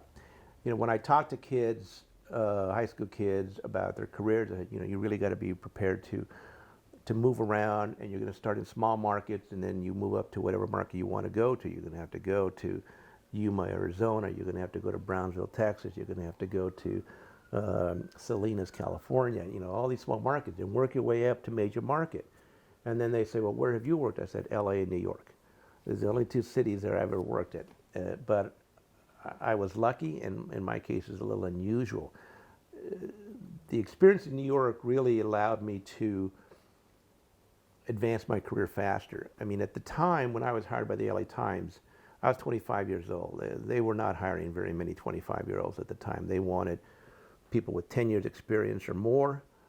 But I think that they realized that at that time in 1981 that they needed people who had a cultural understanding of Latinos, who spoke the language, who could help them in that regard. So I think that they probably hired me maybe a little sooner than they should have in terms of experience. So I was there, but I wanted to continue my activities with CCNMA and with NHJ because those were still important to me. And I generally had the support of the paper. And so I would, you know, like for example, at Unity, I was sort of the liaison between the paper and the Unity in terms of what the LA Times wanted to do at Unity in terms of programming or whatever we did there. The same thing when they would go to the NHJ convention. So they never gave me a hard time about it. They would give me time off from work. You know, at some point later on, towards the end of my time there, and it wasn't just the LA Times, but a lot of companies, because probably again in the 80s and 90s, early 90s, companies were allowing their employees to attend these conferences on company time as opposed to using vacation time. And then they started saying, well, no, I'm sorry, and even paying expenses. So then they say, well, we'll give you the time off, but we're not paying any of your expenses. And then they say, we're not going to pay expenses, but we're not going to give you time off. You need to use vacation days. So people were starting to use vacation days. And we would try to argue, well, look, the boss, the editor, is going to ASNI, a conference for editors, and you're not making him take vacation days or pay his own expenses. On the TV side, the news director is going to RTNDA. You're paying their expenses and not using vacation days. You should do the same thing with us.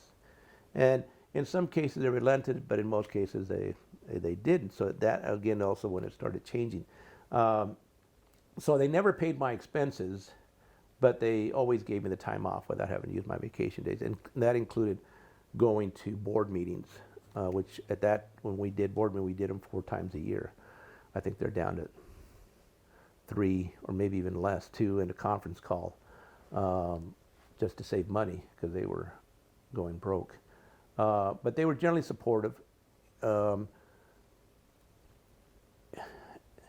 It's a love-hate relationship with the paper. You know, it was one of the most racist papers around, probably until the 70s. And then they did, then they hired Ruben Salazar and they hired Frank Del Olmo. And they started realizing that they really needed to do a better job of covering the Latino community. And that's when they started hiring more Latinos, including me and other people that came after me. But they weren't always supportive. You know, when we did the project in '83, they weren't necessarily supportive of it. I'm trying to think what year we did ours, '83. I think '82, the Blacks did a project. And that was in response to another story that 2 white reporters had done about how blacks from the inner city were going into wealthy neighborhoods to commit crimes.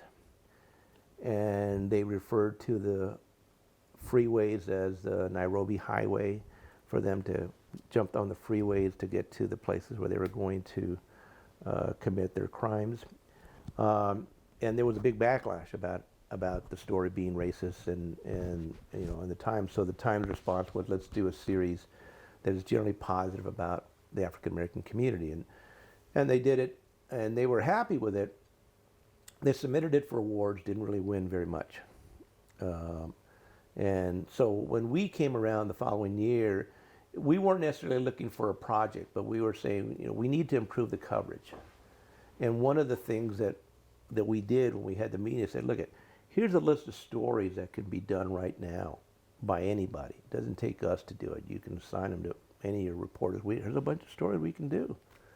And instead, they said, well, those are good story ideas, but let's do a series like we did for the blacks.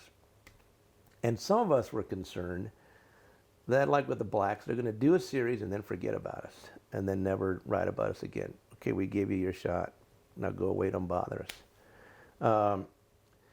So part of what we try to do during the series, again, they were generous in that, at that time, the LA Times was spread all over Southern California with bureaus in Chatsworth, in Torrance, in Southgate, in Pasadena, all over. And that's where most of us were. So they brought us all together to work on these stories for 3 months.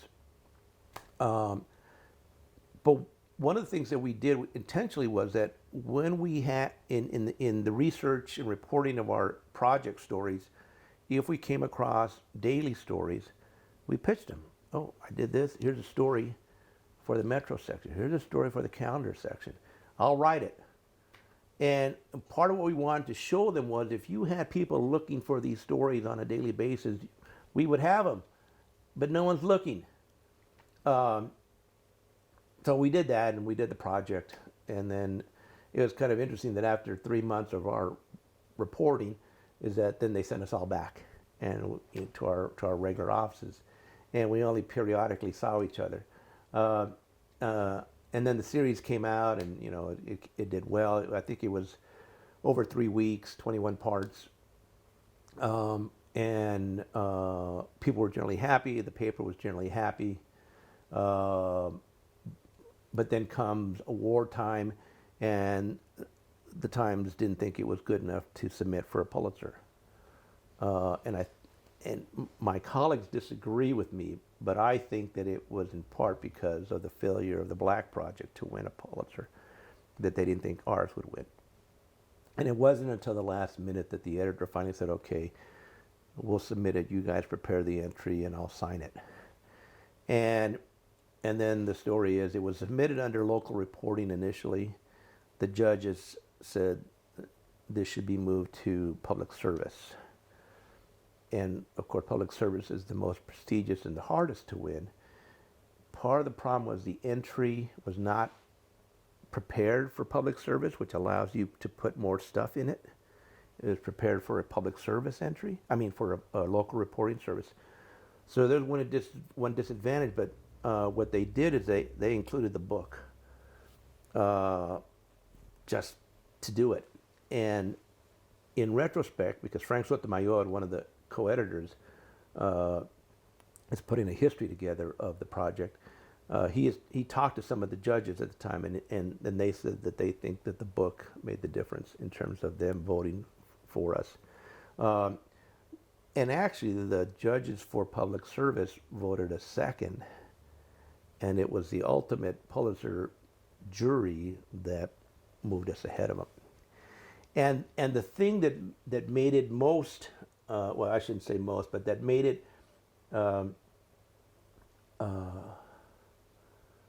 more gratifying was that the announcement came out during the NHJ's first conference in 1984 in Washington, D.C. Most of us were there, and that's when it leaked that we had won the prize. And so, of course, word spread quickly, and it seemed to me that everyone was happy for us, and I think part of it was because they could all share in the fact that a bunch of Latinos just won the Pulitzer Prize. So that made it more gratifying. And then when we went on Monday, when they made the formal announcement, we were all there, and everyone cheered us, including the people who had bad-mouthed us in the newsroom while we were working. Uh, they were there like nothing had happened, like they've been supportive all of this time when they really weren't. Um, so, um, so that was gratifying that we were able to do that, and that whole year then was fun because everybody and their mother started to come out and start honoring us and giving us awards and inviting us to dinners and stuff like that. So it was a good year. Unfortunately, after that year, nothing. Nobody's career advanced. People left the business. Um, I think of the project members, I think there's only 2 still at the paper. Uh, so it didn't really help anybody's career, which is unfortunate because you would think that that's done it. It's interesting also that some of the Pulitzer Prize winners in the last few years who are white have also left the paper because they feel disrespected by the Times. So of course it's a totally different management now than it was then, but it again still amazes me that nobody's career advanced because of this. Why do you think that happened? Why didn't anyone's career advance? Yeah, why wasn't there maybe a response from the management? They're not recognizing that. Because they still didn't think we were any good. Because they still thought that our abilities were less than their other staff people. Even though we won this prize, they still didn't think we were as good as their other white reporters. And so no one's career advanced. And people eventually left because they felt disrespected. I have before we move on from this topic, I know Frank Sotomayor, Frank Del Olmo were, among the leaders in CCNMA. Right. How much of the group, how much of the team that assembled the series was involved in CCNMA, and did this make a difference in how you were part of this community or this team? I think pretty much everybody was involved except for Al Martinez, who was a columnist and who was never really, he sort of had personal issues about self-identification. He didn't deny that he was Mexican, but he never really, from his generation, he was older than everybody else, and so he never really did anything. I don't think he was ever a paid member of CCNMA. He would participate as a panelist at some of the events that we did, and then I don't know now how long ago, maybe 10 years ago, CCNMA honored him because his career was ending.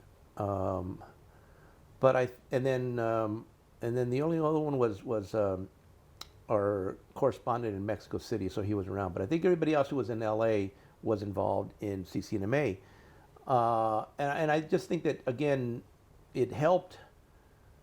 It gave everybody at CCNMA encouragement that, again, a group of Mexicans would win this award, and they could all sort of share in it the same way that we did, as participants. So I think it did help. It sort of energized the group and energized individuals that they could accomplish something even without the real support of their organization. Let me tell another story before I forget, and I don't again remember what year, but there is a national organization of minority executives, I think it's something like that, in Thailand. They were going to honor Frank Del Olmo. Frank had died 6 months earlier. So his widow asked me if I'd go accept the award.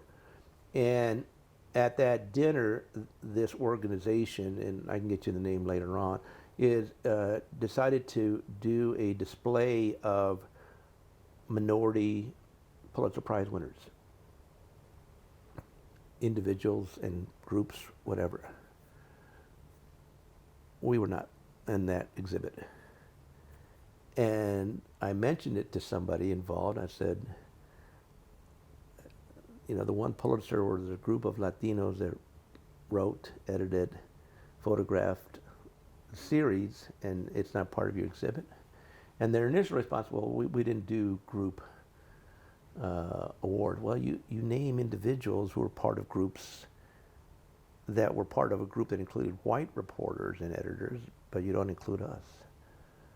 And in the remarks I made on behalf of Frank, I mentioned it. I mentioned in my remark, just said Frank would have been really disappointed to see this exhibit, and that our group, not him individually, but that our group was not included in this because this is history. This is what people are going to see as people of color who won Pulitzers, and the one group that was composed of all Latinos is not there.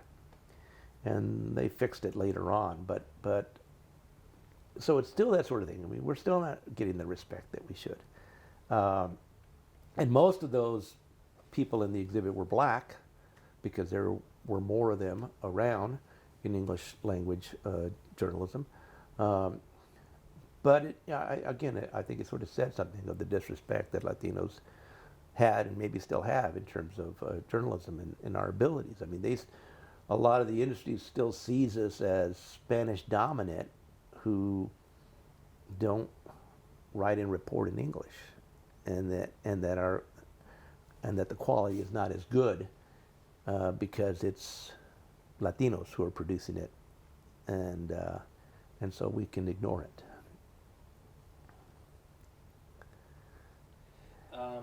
Give me 1 second. Sure.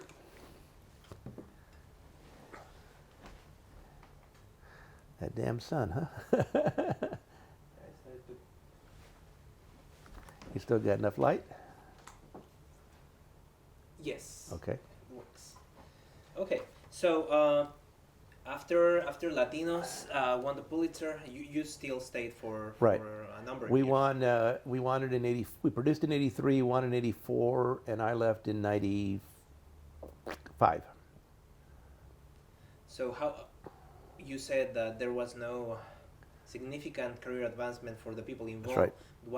How did your individual career went after? Well, I mean, it never really went anywhere because I remained in the suburban sections. I did go from our West Side edition, which produced 2 sections a week, to our daily edition in San Fernando Valley, which was a daily. But the paper was also starting to change. Tribune had bought it from Times Mirror, and change of ownership really changed the paper.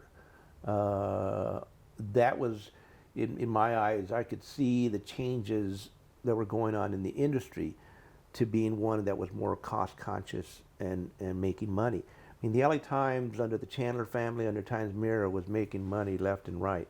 And they were spending it money on the business. Expense reports, expenses were no questions. People could spend money on whatever they want. I had a colleague who spent a year traveling the world looking for some radical that was around and never found him, and spent literally thousands of dollars of the Times to try to find him, and they never did. There was a fire at the MGM Hotel in Las Vegas, and so of course we sent reporters out there quickly. This was a time when the reporters went to the airport of these commercial planes to fly people out and paid companies to not fly anybody else, other reporters, so that we would beat them to it, and they wouldn't be able to send their correspondents to Las Vegas for a few hours anyway. That's the kind of money they had to spend. And then to the point where they're locking up the supply cabinet. So if you need a pencil, you need to get somebody to get it for you from the cabinet. You need a reporter's notebook, you need to tell somebody, and they're going to go get it. They literally told us, write on both sides of the paper in your reporter's notebooks. So it was becoming that, and this was all under Tribune. They were starting to do that. They were starting to do layoffs. They were starting to do, both forced and involuntary. Forced and voluntary layoffs, and the staff was starting to shrink. in its heyday again, probably early '90s, we had an editorial staff of over 1,000 easily, and by the end of the '90s, it was probably down to at least 800, and now it's probably below 500, which are still big staffs, but certainly not what they used to be. So the industry was changing, and some of us at that time, even in the '90s, they had sort of different scales.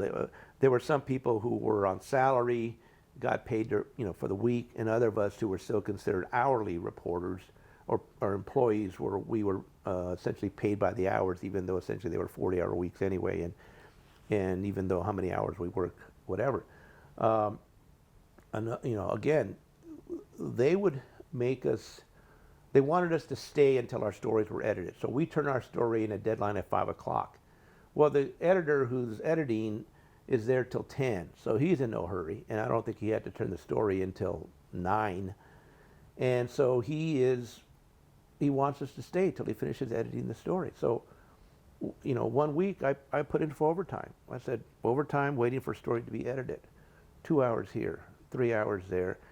And it added up until I finally got a note from HR saying, what are you doing putting overtime? I said, well, you're making me wait here when I could be home or I could be doing something else. You should pay me for that.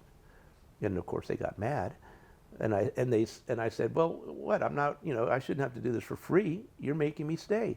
So I think as a result, what they said, okay, you can leave, but give us a number where you're going to be, or call us in an hour or 2 hours to check in on your story. So it was little stuff like that was just really making it apparent to me that the industry was changing and that they was becoming more focused on making money and less on putting out quality journalism. So I was kind of losing faith in the business. Did that change their commitment to, for example, diversity? Well, it had changed way before that, too. I mean, it had already changed probably since the beginning of the '90s. And so, these changes were certainly not directed at us, but they were, but their diversity efforts had started to change. They had stopped sponsoring these conferences. They had stopped giving money locally. For a few years, they stopped giving money to CCNMA. They had been one of the biggest sponsors of CCMA since day one, and they completely stopped for a couple of years. I got them to come back and give us money for our dinner. But so it was those sort of things they were changing in terms of diversity. They also fired their main recruiter. And they had generally stopped hiring people because they were more concerned about laying people off. And the METPRO program, which stands for Minority Editorial Training Program, went from a 2-year program to a 1-year program to not exclusively for people of color. So it completely changed.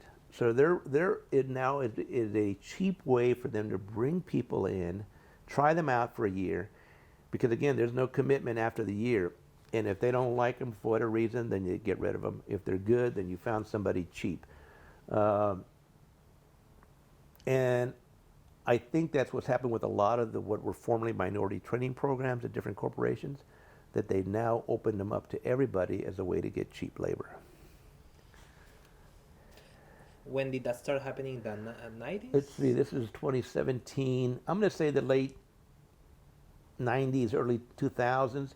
Even like the METPRO program used to be Tribune-wide, so that it was a program that would benefit the Baltimore Sun, a Newsday New York, Chicago Tribune, because but it was based in LA. They would train all these people, and then at the end of their 1-year training, they would then send people out to do their second year at these different newspapers and at the LA Times. And then Tribune said, we're not going to fund it on a national basis anymore. If each individual newspaper wants to do it, that's up to you out of your own budget. Most of the newspapers did not do that. The LA Times did, but it's a smaller class. And like I said, it went from all people of color to now essentially young people with little experience that they can train and either keep or not keep. But one of the things, and one of the previous editors who's not there anymore, uh, did tell me that his goal was to hire all of the Met Pros into the LA Times, and that this was going to be his way of a pipeline to get more people of color into the LA Times. You know, and then he ended up leaving when Tribune wanted him to fire more people. And he said, no, I'm not going to do it, and he quit. And the new editor and publisher has not made that kind of commitment, but it doesn't matter because they're not all people of color anymore anyway. But most of the people now that they hire, you know, it's interesting, you look at the paper and a lot of the daily stories are Spanish surname and younger people, and I know that because I know who they are. These are almost all former Metro people who are doing the daily stories. I'm going to guess they're in their mid to late 20s at the most. And now they're hiring because they're cheaper. So they're getting, again, the cheap labor of people, and they can also get the credit for being diverse. But it's my opinion that it's done more for cost than it does for diversity. Can you tell me who was this editor who said it was meant to hire people of color into the LA Times?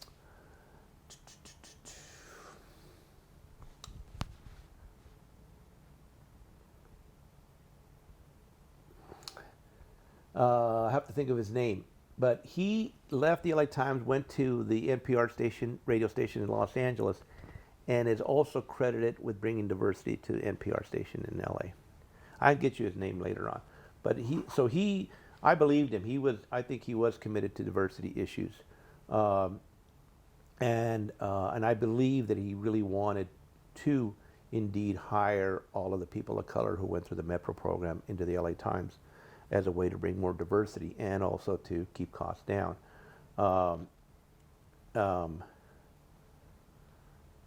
And like I said, you know, he left because Tribune wanted him to fire more people. So you left the LA Times in 1990. In 1995. And what happened later? What happened after? Well, I didn't know what to do. I mean, it was a, you know, it was a forced layoff. I mean, I was among those forced to lay off. I had asked the year before for a buyout, and they wouldn't give it to me. I'm not really sure why they wouldn't give me the buyout. Part of it was that my buyout would have been 2 years of salary. So I don't know whether that was part of it or not. So I was a little upset that they wouldn't buy me out. So, you know, the next year, so I did my work, and I was not a happy camper, but so I knew that the next round of layoffs that they would target me, and in fact that they did. And so I left in 95, I don't even remember when, the summer, and I didn't know what to do, but I got my my buyout, so I had money, and I didn't do anything. I mean, I did some little, maybe a freelance story here or there. I did more work for CCNMA because I had time. And I really wasn't sure what I wanted to do. I mean, I didn't want to work for another newspaper in LA. If you're not working for the LA Times, then you're too spoiled and you can't work really anywhere else. And so I really didn't do a whole lot for 2 years, and then CCNMA job opened up in '97, and that's when I got that job. So, okay, give me 1 second. Okay.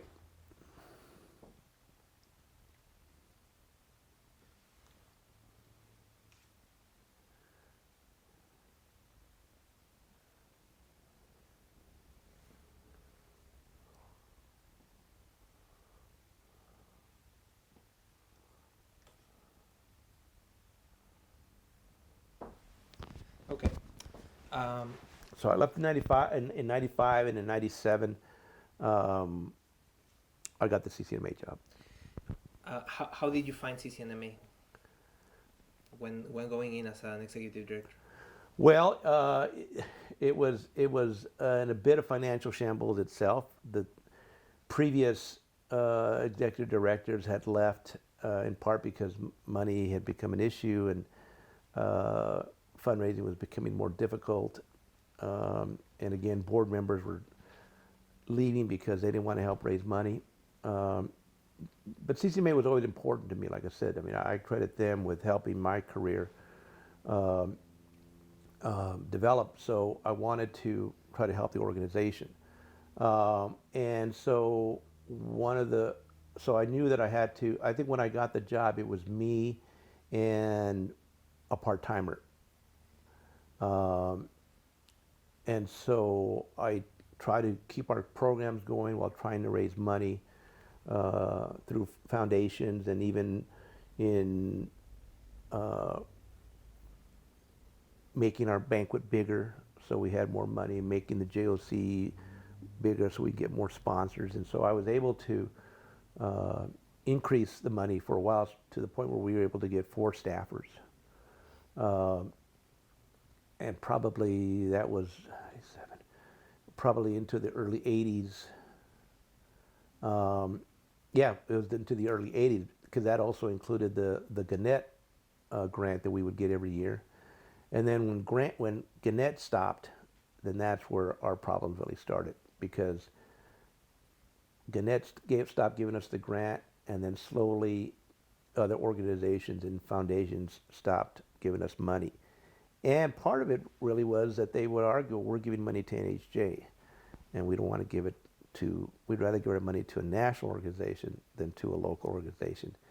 And we would try to argue, well, we're locally based, but our impact is national. We have former CCNMA members and recipients of our programs all across the country.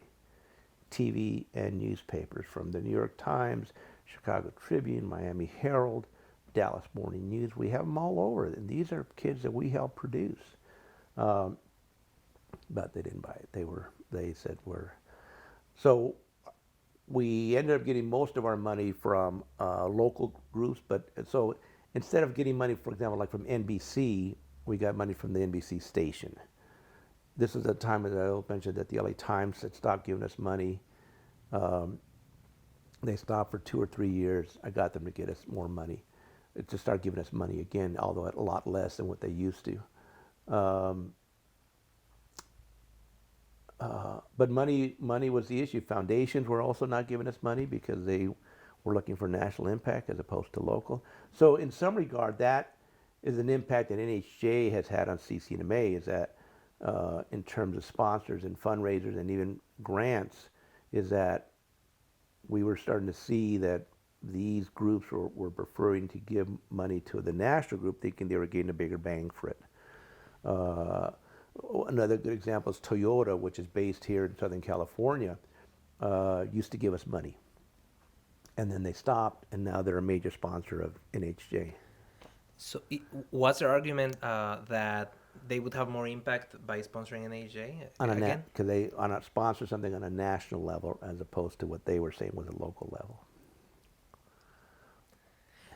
And so what did you do to make up for those funds? Well, we tried as hard as we could to try to just stretch our money out. I mean, staff was down to 2 people. For the last year that I was there, it was just me. We had to let the other staff person go. So it was just me trying to run the office, trying to raise money. And we didn't see more money coming our way. So I said, I should step down so that you guys still have some money to do something, because if I stay, this money is going to be gone in 6 months, and there's no other money. So that's what happened. So was that what triggered also your retirement?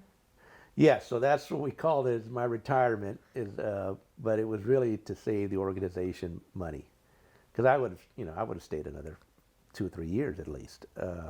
But there was just no more money coming in, and we couldn't identify any more money. foundations were saying no to us. Corporations who had supported us in the past were not supporting us anymore.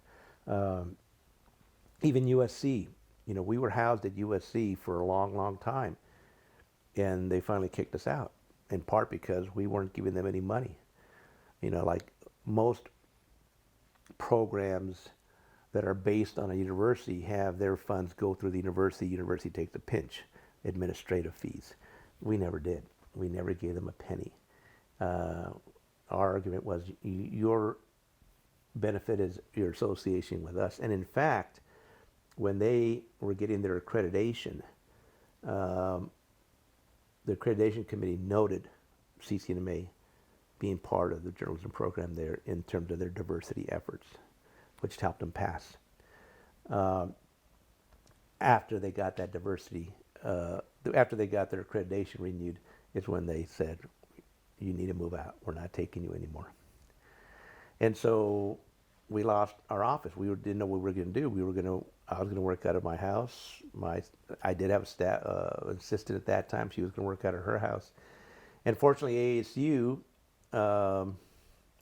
contacted us saying, we're going to open an office in Santa Monica. We have space for you if you guys want. And that came about because Rick Rodriguez, who used to be editor of the Sacramento Bee, former board member of CCNMA, was now teaching at ASU. And he's the one who brought CCNMA to the attention of Chris Callahan, who was the dean of the journalism school, and opened the door for them to house us under the same situation. Rent-free, none of our money goes through ASU. They get the benefit of affiliating with us, and on all of our letterhead is that it'll be listed as being based at ASU. And that's still the arrangement today. But that clearly not paying any rent saved us money over the years tremendously, not having to pay rent. NHJ doesn't have an office anymore because of their financial situation. They laid off staff and they got rid of their office. And now they work out of their homes most part and what they call their virtual office, which is available if they have to have meetings. But their executive director is here in LA. So, I mean, I was helping them out right after I left CCNMA. They needed help because their executive director had just left, or they fired her. I don't know what it was, and so they asked me if I would help them out. So I did for 6 months until they hired somebody new. So I have a sense of how their staff operated, and it was difficult to run an office by phone away from staff. So I don't know how this guy's doing it, but apparently he's doing it from his house out here. And I don't know whether they're going to make him move to Washington. I guess not, because there's no office in Washington, D.C. I was going to ask, so who's running the office at ASU for CCNMA? I guess really nobody except for the president, who is in San Jose, Joe Rodriguez. So I think he has asked some local board members to stop in the office and to check the mail or whatever, and he's having a hard time doing that. So I guess he comes down here every now and then to check on the office. And I told him, I was concerned that without a presence, that ASU may take the space back. I mean, we had 2 offices. I think they took 1 office back. So I don't know. I don't know what's going on. The ultimate plan is to have a staff person who works for both NHJ and CCNMA. So half the time would be in doing CCNMA stuff. The other half would be doing NHJ stuff. I don't know how close they are to that because it still would be an issue of who pays the salary of this person, and does this person report to the CCNMA board, or does it report to the NHJ executive director or the NHJ board of directors, who has that responsibility? So in the meanwhile, there's nobody there. And so was this situation with the funds and the physical infrastructure, the offices. Was this part of the decision to restructure CCNMA as? Yes. Yes, because this was a way that they could hire a staff person um, uh, and hopefully help some funding. You know, NHJ is now involved in CCNMA's annual scholarship dinner, which we did every year to raise money for scholarships. Um, but they're now inserting some more NHJ stuff into that dinner. But they were supposed to help raise money. The one year that they were involved with me, when I was still there, and they were helping do that dinner, they really didn't help raise any money. And yet they had a big presence there. If anything, they were increasing the expenses of putting the dinner on. I don't know what's happened. That was 2 years ago, so I don't know what happened last year in terms of what they're doing, except that I know that they are trying to have a bigger presence, and that they want to now use that dinner as sort of a showcase for NHJ as well as CCNMA. So I don't know what's happening. What do you think, personally? What do you think about the restructuring of? Well, ideally it would be that we maintain our autonomy, that we do it, but the reality is that the money's just not going to be there. I just don't see it. As I said, foundations are not giving us money because of local versus national. Corporations are cutting back on their donations, in part because they'd rather give money to NHJ than to CCNMA. And even the local companies are cutting back on donation because of their own finances, that it would be difficult to maintain that office. That office to run efficiently with staff people, you need at least one staff person. Ideally, you'd want 2 other staff people plus the executive director. So you'd have a 3-person staff. You need probably $350,000 a year to run that organization. We certainly didn't come anywhere close to raising that kind of money in the last few years. So it would be difficult to do that. And I saw no inclination on the part of the board to raise money. One of the board members a few years ago had even introduced, and the motion was passed, that each board member, and there were 12 of them, was responsible for raising $1,000. You can either make the donation yourself, or you find people who can donate the money. We'll even count people who pay their dues. We'll give you credit for that. But you're each responsible for raising $1,000. I think 2 people did it, and one of them made the donation themselves. So there is no inclination from the board to raise money because, again, they argue it's a conflict of interest for them, but I think it's just laziness on their part that they don't want to raise money. And raising money is hard. It's not easy. I mean, that's the one thing I hated about the job. Raising money is not fun to do. I hate asking people for money, but it's what we need to keep the organization going. So I hope they do. I hope they work out this thing with NHJ. I think a half a staff person is better than no staff person. And hopefully they're getting closer to it. Part of it, again, was as NHJ was a little hesitant because they were still just getting over their financial issues, so they wanted to see what kind of shape they were in financially after this last convention that they did with NABJ. Conventions, and so people always argue, what their purpose is and whether we still need to do them, and is this an organization that just puts on conventions? But conventions are big money makers for any organizations. It was for CCNMA, and I know that it was for NHJ. They need to operate those conventions. And that was part of the problem with Unity breaking up because they were fighting over money. Again, we talked about territorial fighting. The blacks first moved out because they wanted more money from the Unity Convention. They said, we're the biggest group, we bring the most people to the Unity Convention, and we should be making more money. And they said, and the Unity as a board said, no, it's 4 equal parts. You're not going to get more. I mean, you get your money from the people you bring, but the rest of the money is split 4 ways. They got mad and left. And then NHJ did it for the same reason. A year later, 2 years later, we want more money. And so if not, we're leaving and we'll do our own thing. And interestingly enough, last year, NHJ and ANBJ were together. And I don't know financially, I mean, I guess they both made money. But I don't know.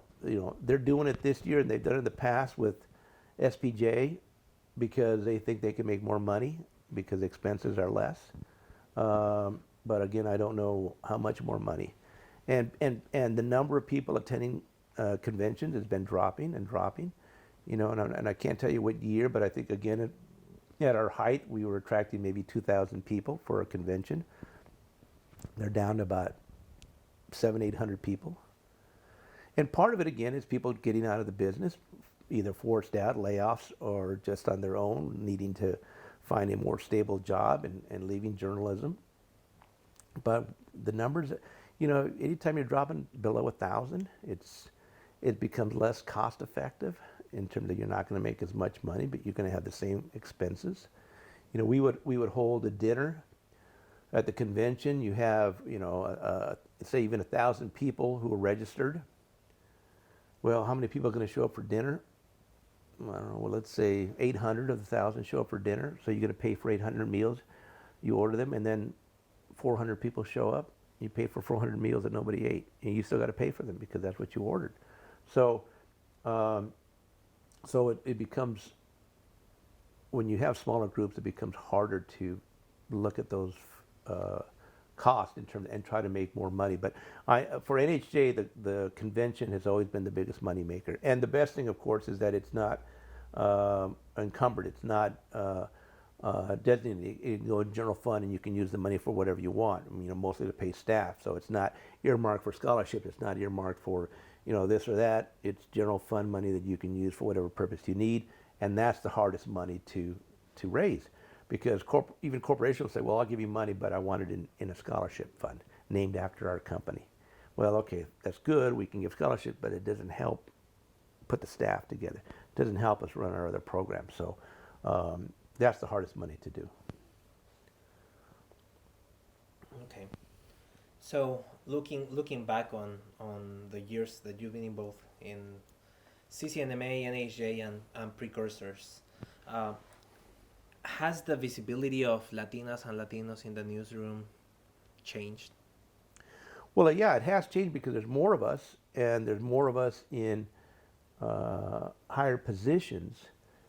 But I don't know that we've made an impact, even with our increased numbers. There's no Latino on the masthead at the LA Times when Frank DeLoma was around. They never replaced anybody. So people always ask me, well, who's the highest ranking Latino at the LA Times? I have no idea. They have an assistant national editor. They have an assistant foreign editor. They have a features editor. So I don't know. What do you consider? No one's on the masthead.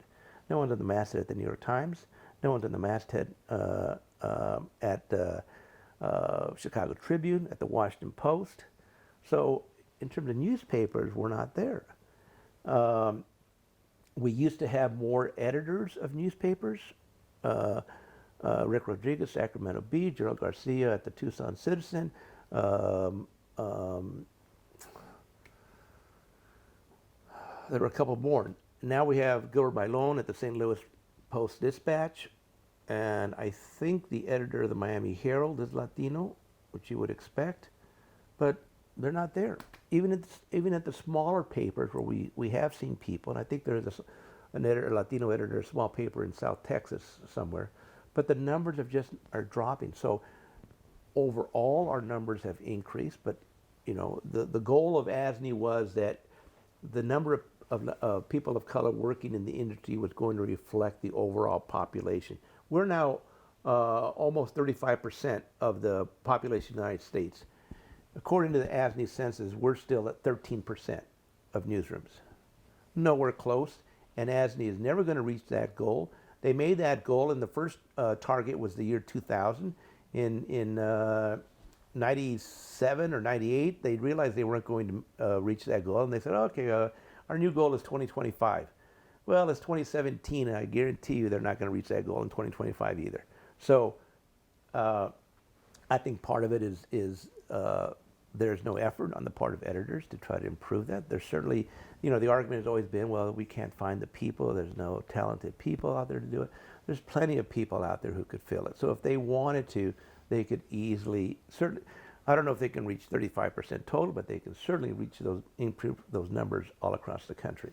And editors are just choosing not to, or maybe it's publishers who are saying, I don't really care. I've always argued it is the publisher who is more important than the editor of a newspaper, because the publisher controls the money. That's why you need to get your publisher in support of whatever kind of project you want to do, because if the publisher signs on, then everybody below them will do it. Not necessarily because they believe in the project, but they want to kiss up to the publisher. So it's important that you get published. And the same thing in television. It's not the news director, it's the general manager that you've got to please. And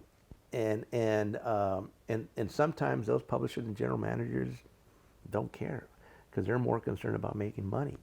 And diversity efforts are not cheap. You've got to spend money. And especially if you've gotten rid of all your recruiters, who's out there looking for the talent to fill those gaps? And then who are they looking for? I mean, I remember early at the LA Times when they were bringing in people of color. Remember, there was this one black guy, a photographer, who, had the big, I don't know what you would call him, but, he had a big ponytail and looked militant. And so the Times decided, well, it doesn't fit the mold of the LA Times. And so they eventually got rid of him. And so it's like, what is the mold of the LA Times? What does it mean? You talk about diversity, you want different people, and yet you want everyone to be the same. You want people of color to come in and be just like all the white reporters. Well, that's not diversity. You want people with different experiences, different perspectives, and different voices to come out. You don't want people to agree with everything that's going on by management. You want to challenge them, and yet you don't want to hire those kind of people. You don't want to keep those kinds of people. And I think that that's probably true across the country in terms of what diversity efforts and what they're going to do, and it scares them in terms of of changing the numbers in newsrooms in both television and newspapers. And television has always done better. They're at 20%, 21%, but part of that is because the government required them to do it. They had government regulation that's part of their broadcast license that they had to make efforts to hire more people of color that reflect the community. They've gotten rid of those requirements actually, and so the numbers have not grown any like they were before. But the difference there is that in television, it's a visual, obviously, medium, and so people are seeing who's on television, who the reporters are, who the anchors are, and at least general managers now realize that they will be more popular, more profitable if the audience sees people who look like them. And so they are putting more people of color on air as anchors and as reporters. Where television suffers is management. Where are the people of color who are general managers, even news directors and producers? And that's where the numbers are low. And that's where we really need them more, because they're making decisions. They're making decisions about what stories are, what's going to be put on air. And it's good to have them on camera, but it's better to have, or we also need people behind the camera making decisions about what is news and what's going to go on air. How can an organization like CCNMA or NAHJ help get more Latinos and Latinas in decision-making positions? I think that's a difficult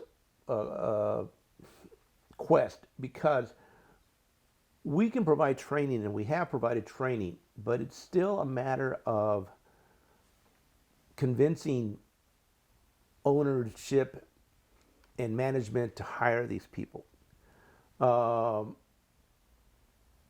And it's hard to do. And you can talk with them all about the need for it, and it's the right thing to do, and it's good for business, but you still can't take out of their heads that their impression that they're just not qualified, they're just not as good as these other people were, so we're not going to hire them.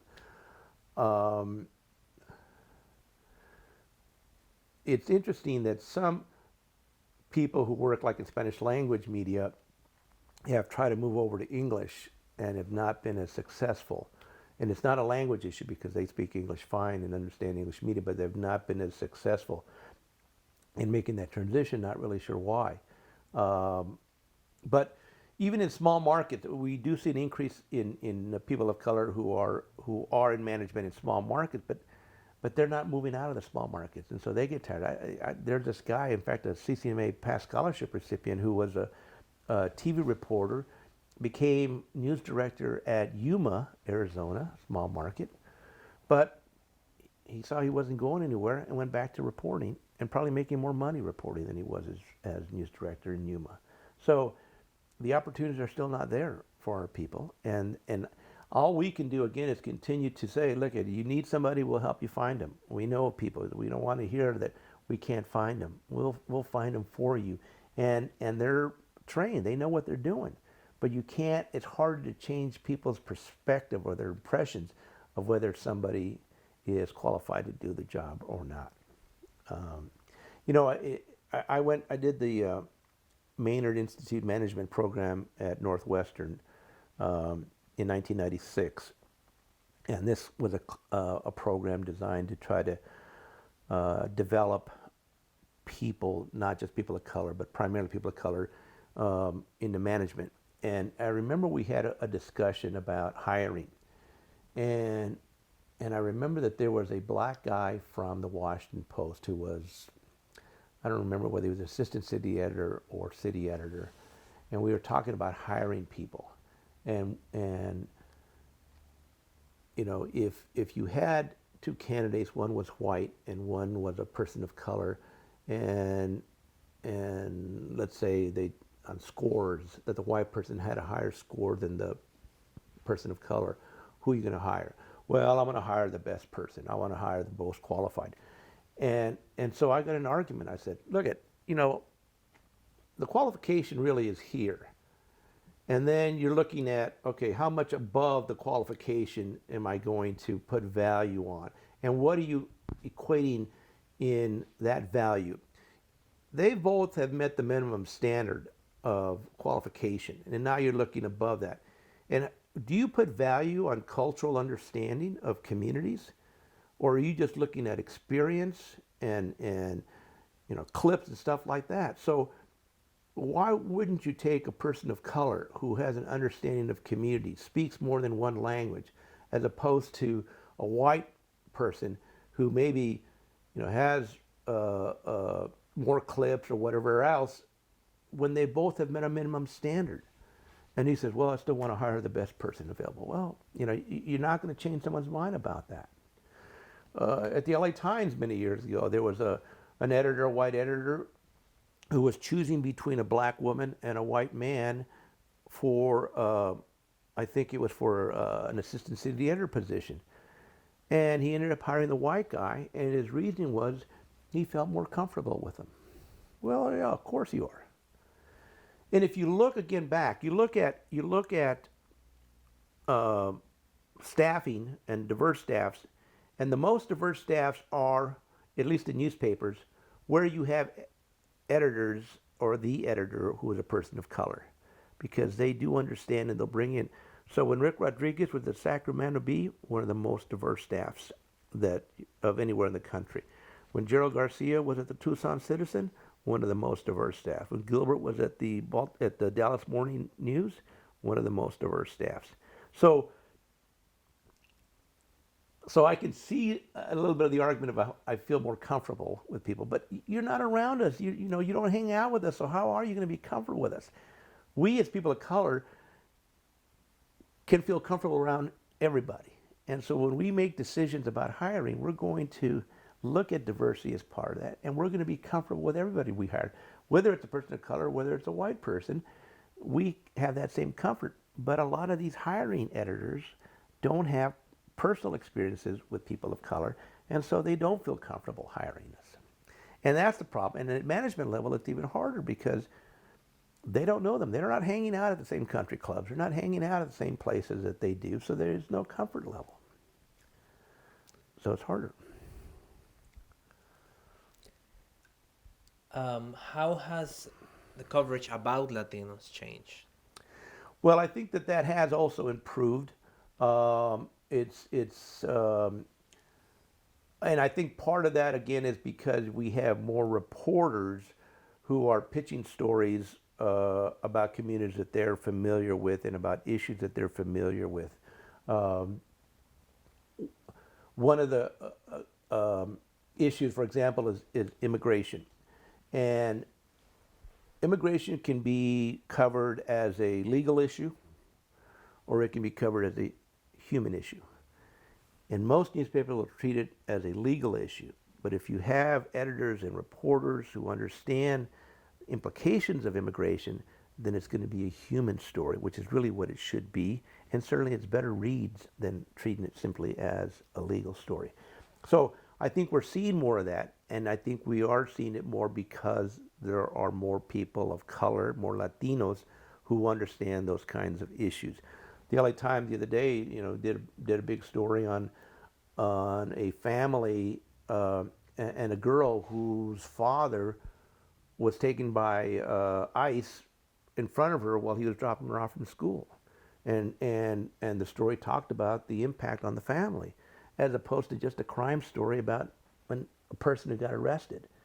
So I think there's more of that, and I think that in terms of even the arts, that more of that is creeping into daily arts coverage, because there are more people who understand the culture. I don't know what kind of fights are going on in newsrooms in terms of reporters pitching stories and editors saying no or yes, but I am still seeing more stories about it, and I think that that is a good thing in terms of coverage. Okay. So to close the interview, and I don't know to what extent I would like to fragment this question into NHJ answers and CCNMA answers, but feel free Okay. to make them as specific as you want. What have been the main achievements or unfulfilled expectations for these organizations? Well, I think, there was a time, maybe about 10 years ago at one of our scholarship banquets, when I said that my goal, my dream, is that CCNMA never exists again, because then it means that we've done our job, that there's no need for us to help identify and train young Latinos to go into business, that the industry is hiring us at levels that they should be, that stories are being reported accurately. That dream has not come true. So that's still the work that we need to do. The thing that we have done and NHJ has done is that we have produced quality journalists. The other day I read about that Cecilia Vega, who had been weekend anchor of ABC Network News, had now been promoted to White House correspondent for ABC.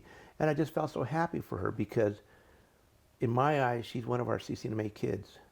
We helped her develop first as a newspaper reporter and then a TV reporter in San Francisco, and now she's a network correspondent.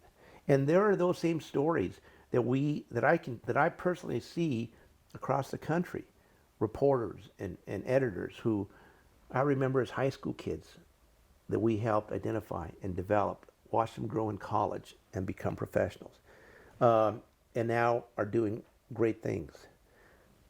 That's where we have helped. Could they have done it without us? Maybe, but I think that we helped speed it up. And I think we also gave them an understanding of giving back and of understanding your community and trying to tell stories of our communities. That's something else that we try to do, because especially with the scholarships that CCNMA gives out, that's one of the things we look for. Are you someone who's going to give back? Are you someone who cares about your community, or you just care about yourself? And there are people who we thought were very good but didn't have that characteristic that we didn't give scholarships to. So from that perspective, I think we've been successful in helping identify young Latinos to go into business. I think we've been successful in helping support their education, and we have been successful in helping them land jobs. Where we have not succeeded is that we still have to do it. We're not even close to not needing these organizations to do that. And that's where, I'm a little sad and concerned, about the future of CCNMA, because I don't know what it is. And yet it has played such a big part in people's careers, that to see it go, because I think really the fight is on the local level. NHJ can do stuff on a national level, and they can do that.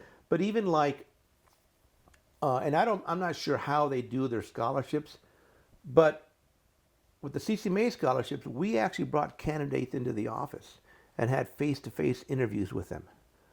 Because as journalists, we know that we can read people's faces. We can tell when people are lying to us or whatever. And so it is important to have those face-to-face. At a national level, can you do that? I mean, you can give out, and NHJ certainly has given a lot more money than we have, than CCNMA has.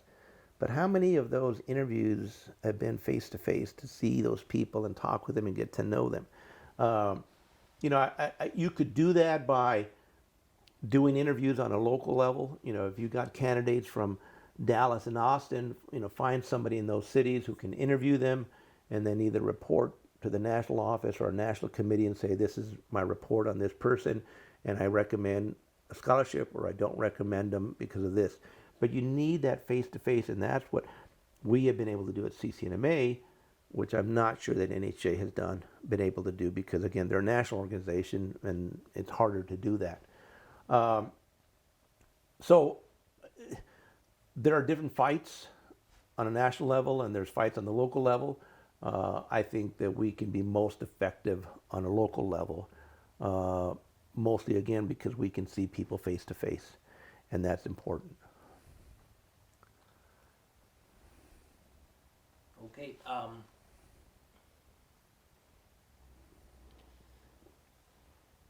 Is there anything we haven't addressed that you think it's important to mention or to talk about? The only other thing is that I do have concerns about NHJ, because I question the leadership. I don't know. Our first few years as an NHJ board, we were all there because we wanted to build something. We really cared about the organization. We wanted to build something, and so we were there. And we didn't always agree. We fought, whatever else, but we were all doing it for the right reasons. I'm not sure that the board of NHJ over the last several years had that same kind of commitments. I think more people are joining the board because they want to put it on their resume, that they're more interested in what can this do for me, how is it going to help my career, rather than sacrificing and saying, look, I've had a good career, or I'm having a good career, and now I want to give back, and I'm going to give back by being on this board and helping this organization develop programs to help other people. That's what I'm concerned at, because I don't see that a lot in the makeup of the board. You're not seeing a lot of experienced people on that board. You're seeing a lot of younger people who, nothing against younger people, but those are people who are just now developing their careers.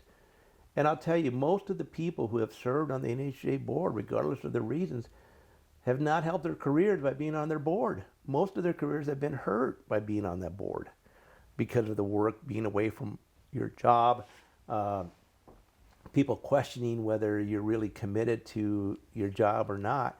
And most people have been hurt. So I'm not sure, and I don't see really the organization developing like it was before, and I think part of that is because of the makeup of the board. So do you think it's why do you think there's this change over Well, time? I think part of it is a generational thing. I think younger people today, not just in journalism, but in almost all fields, are more concerned about themselves and they're not concerned about other people. That they're looking, how can I advance my career? How can I make more money? How can I move up? And rather than, especially in their involvement with NHA, is how can I help other people? How can I help other people follow me and get their careers going? My career, I had a good career, and not a spectacular one. I didn't, end up being editor of the LA Times, but I've had a good career, and I'm grateful to that for the people who helped me.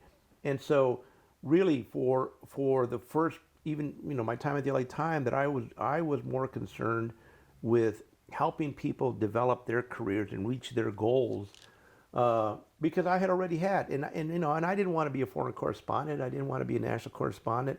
I could have had better assignments, yeah, probably, but I get as much satisfaction out of seeing people's careers develop than I do in my own career. That's why for me it was an easy transition to go from 14 years at the LA Times to running CCNMA for 18 years. And CCNMA, no one had ever had that job for 18 years. And people teased me about it, about being there for so long. I think the most anybody had that job was maybe 3 years, 4 maybe, but certainly not more than 4, probably 3. I was there 18 years, and part of it, again, was because of commitment. And I sacrificed income, and I sacrificed other things because it was important to me. The mission was important to me. And again, I'm not sure with younger people in general, and journalism specifically, whether younger people have that same kind of commitment to fulfilling the mission, which is to help other people. Why do you think that happened? Well, I think it's a generational thing in that these kids today have been brought up of everything being given to them, and taking it all and not necessarily looking to help other people. We look at all of these tech guys who become millionaires and billionaires so quickly at young ages, and what are they doing with their money? Are they giving money back to charities? Are they doing this, or are they just more concerned about making money? And so I think that certainly you have to, as a young person, you have to be concerned about developing your career and doing what you need to do to develop your career. But it doesn't mean that you still can't help other people. Or, in the case, if you are still more concerned about developing your career, then don't be on the board. Just don't do it. Focus on your career. And when you get to a point where you are content or happy with your career, or you're at a point where you think you don't have to worry about where it's going, then you can start giving some time to NHJ or to other organizations. But there can't be such a big, you have to be concerned about the mission as much as you are about your own careers. And I'm not sure that younger people today really feel that way. Is there anything else you would like to add before we... No, I can't think of something. Maybe I'll think of something and send you an email. Okay. Well, thank you very much. Sure.